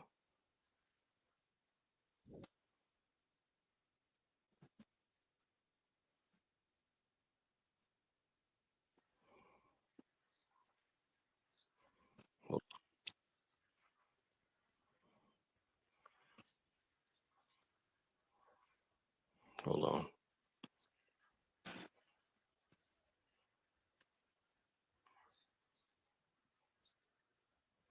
I, I watch so much stuff that I don't know what video is what anymore.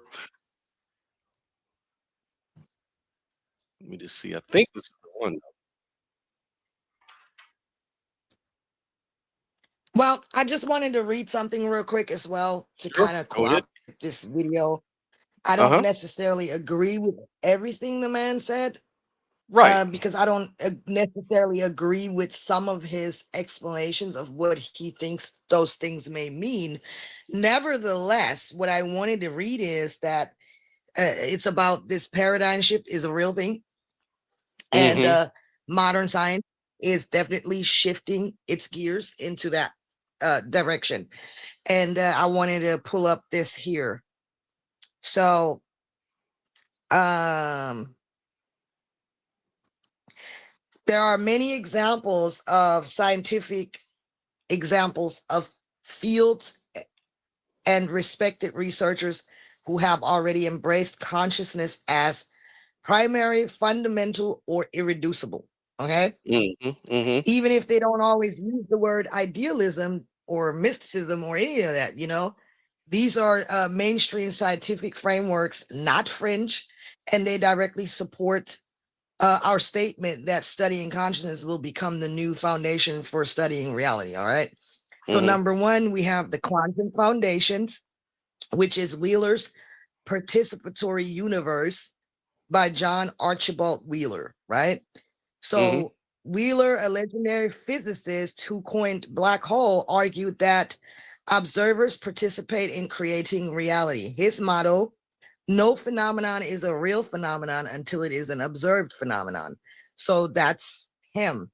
Then we have the Wigner interpretation, and that's Eugene Wigner, who is a Nobel-winning physicist. Wigner argued that consciousness causes collapse, meaning the physical world becomes definite only through conscious observation. And then we have the von Neumann's chain, and his name is John von Neumann, showed mathematically that no matter where you place the cut between mind and matter in quantum measurement, the final collapse must occur in consciousness. That's what he said. And we're talking about well-renowned people here, Nobel Prize Oh, those winners, are all of that. Like, yeah.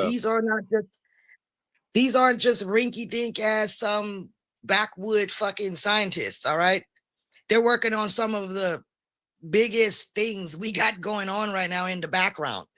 And then, of course, my favorite one, we have integrated information theory by Giulio Tononi or whatever. Yeah. He sounds Julian. Italian, Yeah. actually. Julian Tononi. Yeah. Which, yeah, and his work is obviously supported by one of your favorite guys, Christoph Koch. Mm-hmm. And they openly state consciousness is a fundamental property of the universe. It Right. treats consciousness as intrinsic, casual, and irreducible, like mass or charge. So yeah, they literally view consciousness as primary. Then we Yeah, have that would make panpsychic sense. neuroscience. Mm-hmm. Yeah. And then we have panpsychic neuroscience and philosophy. This is also now mainstream academia, not fringe. Philip Goff, Hedda Hasselmarch, and Galen Strawson. they all argue that consciousness is fundamental and cannot be reduced to matter. Matter is what consciousness does. Strawson said materialism requires panpsychism because consciousness can't come from non-conscious stuff. Bioelectricity and morphogenesis, which is Michael Levin's work. We went over that extensively. He one of the main people in this field. Mhm. Yep. And then we have quantum neuroscience, Foley, Penrose, and Hameroff, your favorite Yeah. guys. Or. Yep. They say that consciousness relies on quantum processes. They support the idea that awareness is not produced by classical matter. Then we have John Wheeler's It from Bit. Now, I've never heard of that again, but that's John Wheeler again. That's the same guy. But then he said, every physical thing derives its function, meaning, and existence from immaterial information. Talking about the field again here. Mhm. And he said, if reality comes from information and information requires an observer, then consciousness is woven into the fabric of the universe.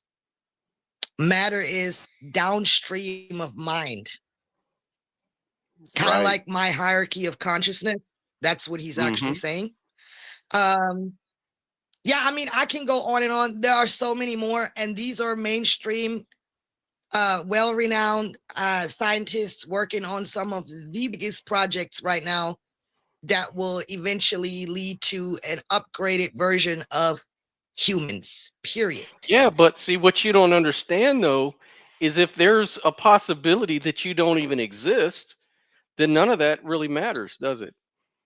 You could just Yeah, not well, exist. that's a personal problem because I'm trying to get to the next phase. I am not playing, and this is supposed to be rolled out pretty fucking soon in our lifetime. And if I can get a new meat suit, hell yeah, give it up, give it to me. Yeah, I feel like I'm all the telling you. shit I've been through, I deserve to live a little fucking longer. Mhm.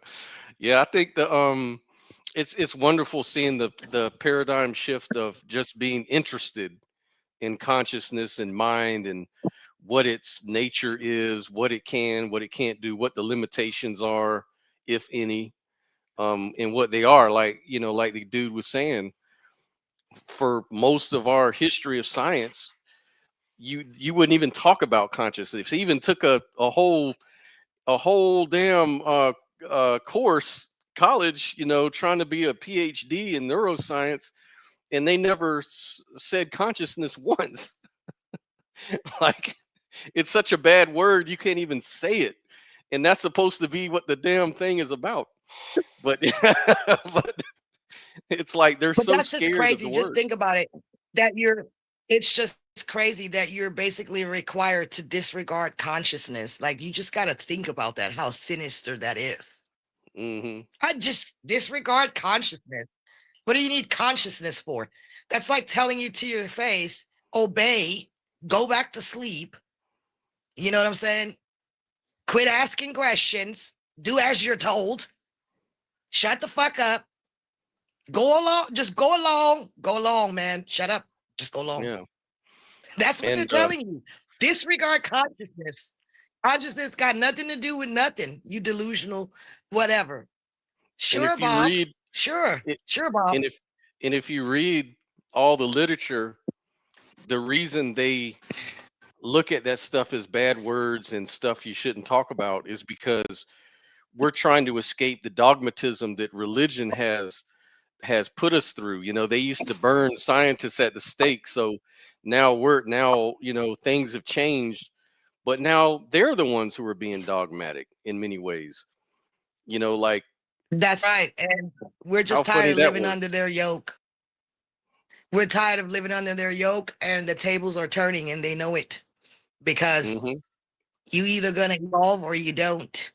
And that's all I got to say. That's where that whole scripture actually takes on a whole new meaning. Not that I'm a Bible thumper, but there is some wisdom in the book, and it Hmm. says the meek shall inherit the earth, and that's what's gonna happen.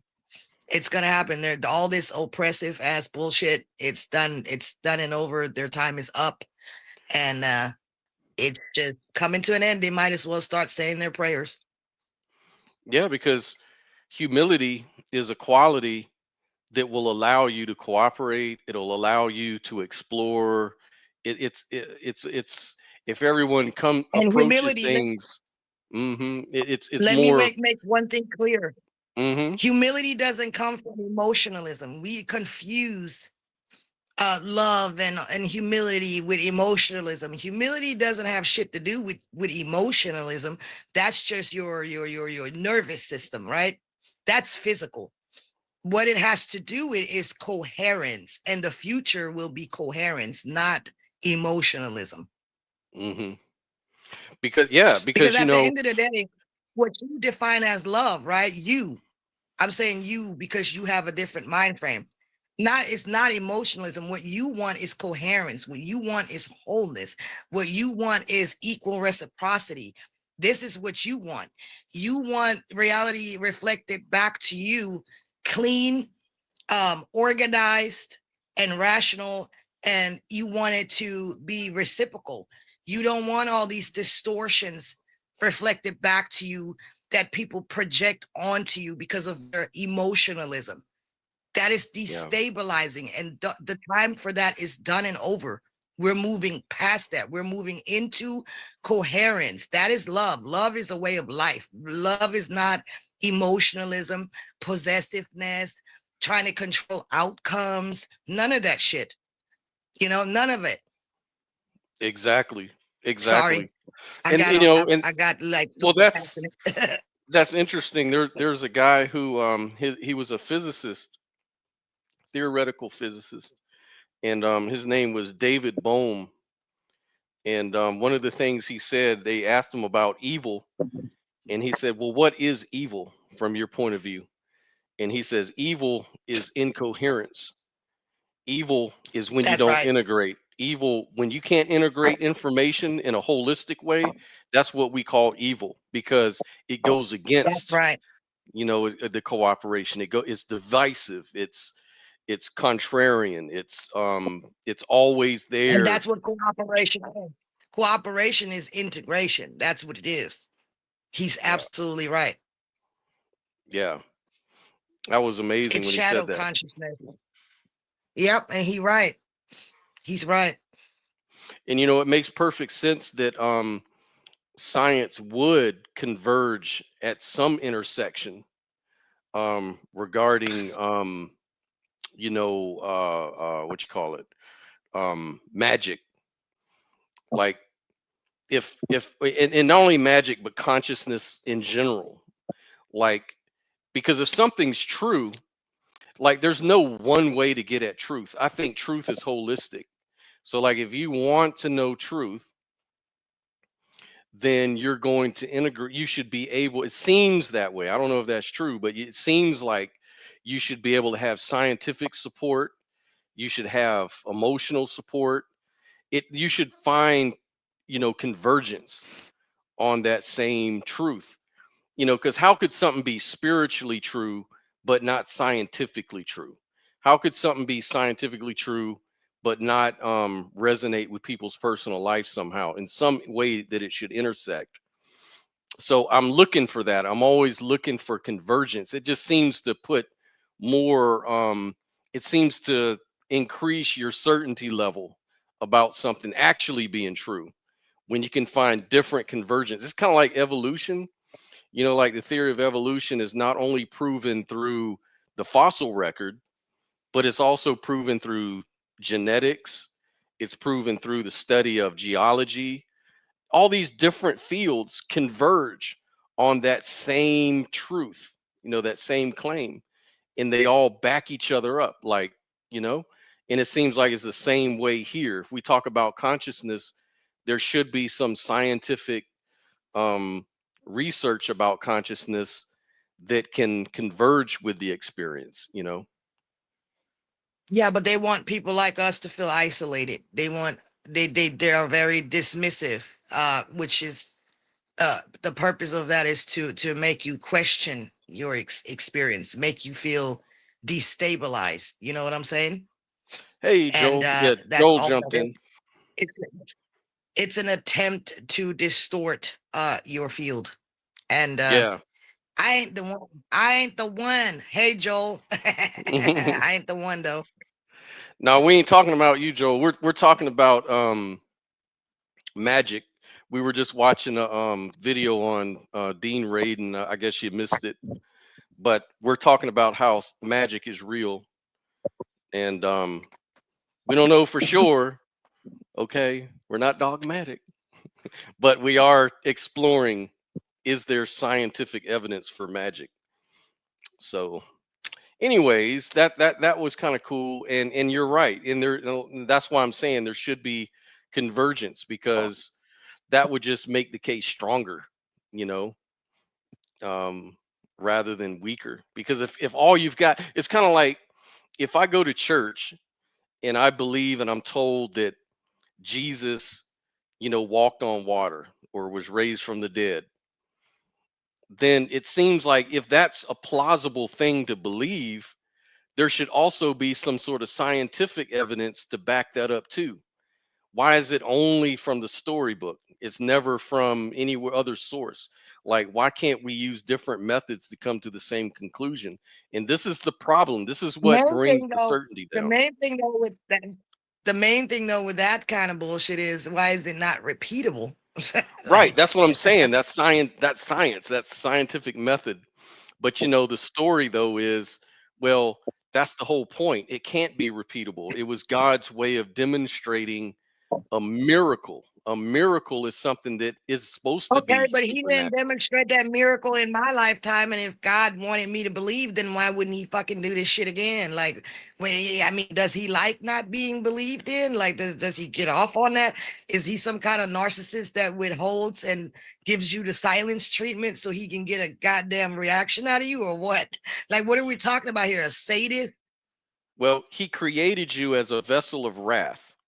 So as the potter, you're the clay. Okay, this is what you don't get, Sophia. You're the clay. Who are you to question the potter for why he created you as a vessel for wrath, as the scripture asks? So, okay, that explains it. A vessel for wrath. Yes, that's That's fucked scripture. up. Yeah, they're called Yeah, well, vessels I'm of not wrath. gonna be that for anyone. I ain't gonna fuck up my own frequency and become any kind of shit like that. I'm gonna stay positive. I'm keeping my vibes high. I don't give a shit. Hmm. Exactly. It's He can be mad all by, look, he can be mad all by himself. yeah, it seems like the God they talk about, he's such a egotist. He's so angry about what you believe. Like Lou made a really good video, and I watched it. It was really good.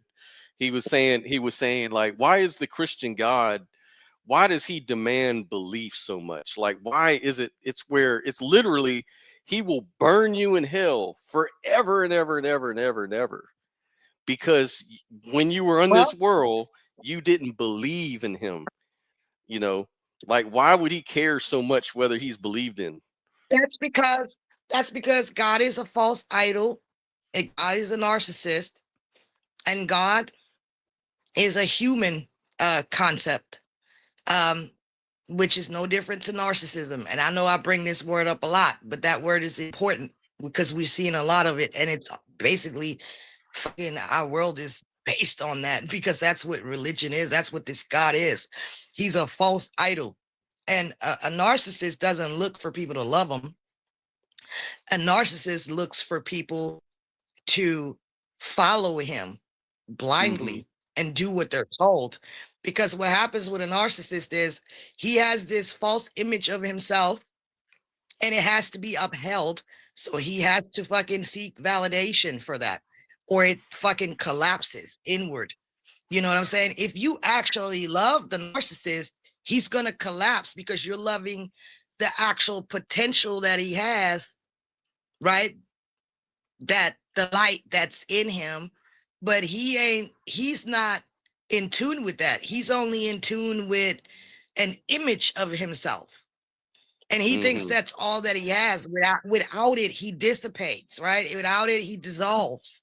So he needs followers to worship that image so that he can exist. And that's exactly what this God of the Bible is. He's a false idol that only exists because we worship it.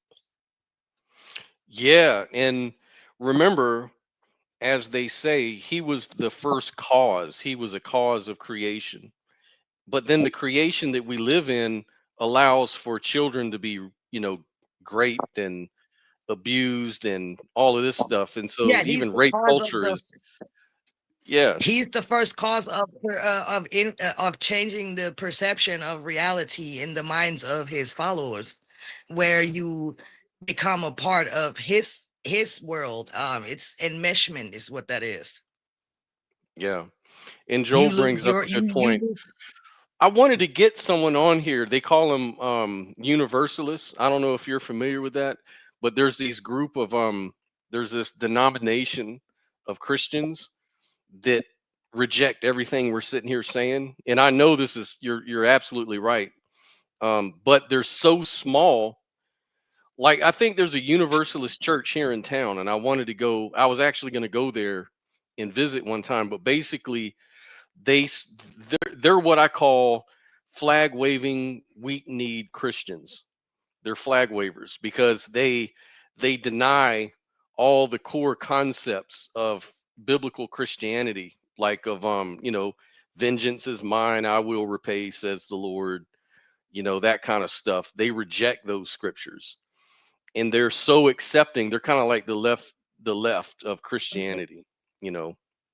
But yeah, they are a group though. But I would love to have one on to challenge them with scripture because you've got the Yeah, but they're not actually just they're not like scripture doesn't necessarily have to affect them because they're basically, man, my cat is huge. That boy is growing. Never mind.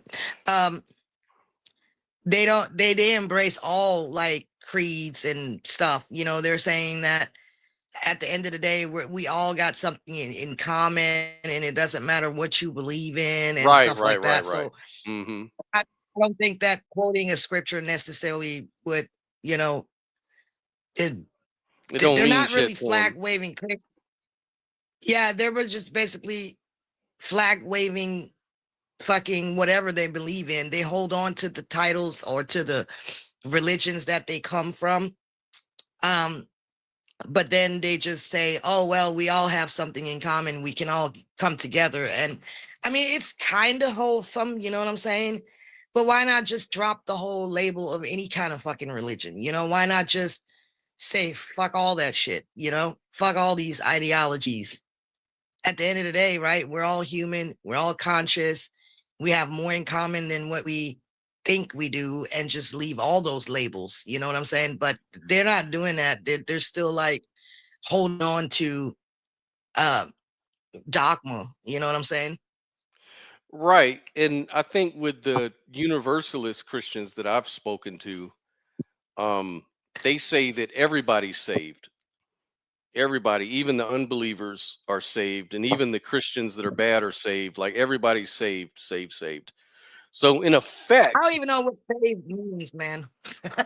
well, you're saved from God's wrath, I guess, or whatever. Like I can't again, even. that it's see to me, Christianity is just another system of sticks and carrots. Like he dangles the carrot, but he also has the fucking stick, and it might just be a little more fun to implement the stick. That's the way. That's what I'm getting out of it. It's like, Well, that shit's boring. I don't even care to discuss that shit, honestly. yeah, That shit bores me. I know, Right, moving right along. yeah. Oh man. So yeah. So fuck, man. Well, It's we've been like going on for like 2 hours. yeah, we can cut it because I don't know what else to talk about at this point. Shit. I did want to point out though that everything's looking crispy clear. I like the your shit's working right now. And I guess I wasn't the problem the whole time. Everybody thinks Sophia is the problem now. I've got proof the proof is in the pudding. It wasn't me the whole entire time. Well, at least you got rid of that damn fire alarm beep. Remember you were getting shit about that from what's his Oh, name? you That know what redneck though? guy. What I ended up doing, I just took the battery out of that one because I have like five of them in here, and it's just a 3-bedroom apartment, but I have so many in here. And I was like, well, fuck it. I'm just gonna take the battery out of that one because no matter what, like how many times I change it out, that one smoke alarm is on crack. It just won't act right. So I just took the battery out and put it in my kitchen drawer and disconnected it, and problem solved. It was Mm-hmm. a troublemaker. Yeah, that's awesome. Um, Fire Marshal Joel says, "Oh no, don't tell the fire marshal." Fire Marshal Bill. There Let you me tell go, you something. Joel. Of course you're gonna. Honestly though, like, what do I need that many for? Like, it's insane. Like for example, the one I have in my bedroom, it can literally be triggered by an incense that I'm burning in my kitchen. Like, fuck, man, you can barely fucking. I I'm can so barely smoke a lazy. cigarette in there. Shit go up. I'm so lazy. I don't give a fuck about fire alarms. Like if I'm in the middle of the night sleeping and I hear that fucking fire alarm go off, I'm like, well, fuck it. If I'm meant to burn to death, I'm meant to burn to death. Fuck it. I ain't getting up. Fuck that. That's fucking crazy. You need to get slapped like 3 damn times. I'll That be wanting my reminds me of my sleep. brother, man. That reminds me of my brother. He was like that. Like, we actually had a fire in an apartment when I was little. And you remember we had them boilers back in the day? Hmm. What they Yeah. call them? Not boilers. Where you had to light the pilot or whatever is it Yeah, I called? used to have one of those. Yeah. Yeah. Yeah, pilot So you can lighted have hot oven. water. Yeah, and stuff. Yeah, yeah, that little fucking tank. I used to have to replace it all the time. That Yeah, it's like a damn big old round like tank, and you gotta light the pilot underneath I it. used to hate doing that shit. And yeah, that hole blew up in the bathroom because it was like in the bathroom, in between, in between the fucking tub and the toilet and shit. And yeah, that's some fucked up shit. Like, people were tripping back in the day. But anyway, and that motherfucker blew up, and the fucking bathroom caught on fire. And my mom woke me up. She's like, "Ah, we gotta get out. We gotta get out." And we tried to get my brother up. And that little motherfucker was like, "What? I don't care." He just kept sleeping and shit. And I'm just screaming and yelling, "Dwayne, we gotta go. We gotta go." And this nigga just sleeping, not getting up. And I fucking had to like climb up on his bunk bed and just pretty much like shake him and shit. Like, it took everything to get him up. He did not fucking care. Like, I could have burned to death because of his ass, because I was trying to save him and get him to wake up. That's messed up, Scott, that you're like that. Mm-mm-mm. I know. I need to consult Jordan Peterson on that. You know, people who ignore fire alarms, the way they ignore their own chaos. The house is literally burning down, and they're saying, well, maybe if I just lie here long enough, the flames will develop a more agreeable personality. So clean your room and then leave it because it's on fire, bucko. Sad. On that note, Scott, I'm about to leave and get the fuck up out of here. Good show. You got your shit together. Fucking shout out to Lou, man. You made it happen with that new laptop, sir. man. That's some serious support he showed there. And man, shout out to Brooklyn Lou. Brooklyn Lou, baby. Peace out, Brooklyn y'all. Lou. Peace out. We gone. Later on, Joe. Later on, everybody. We are out.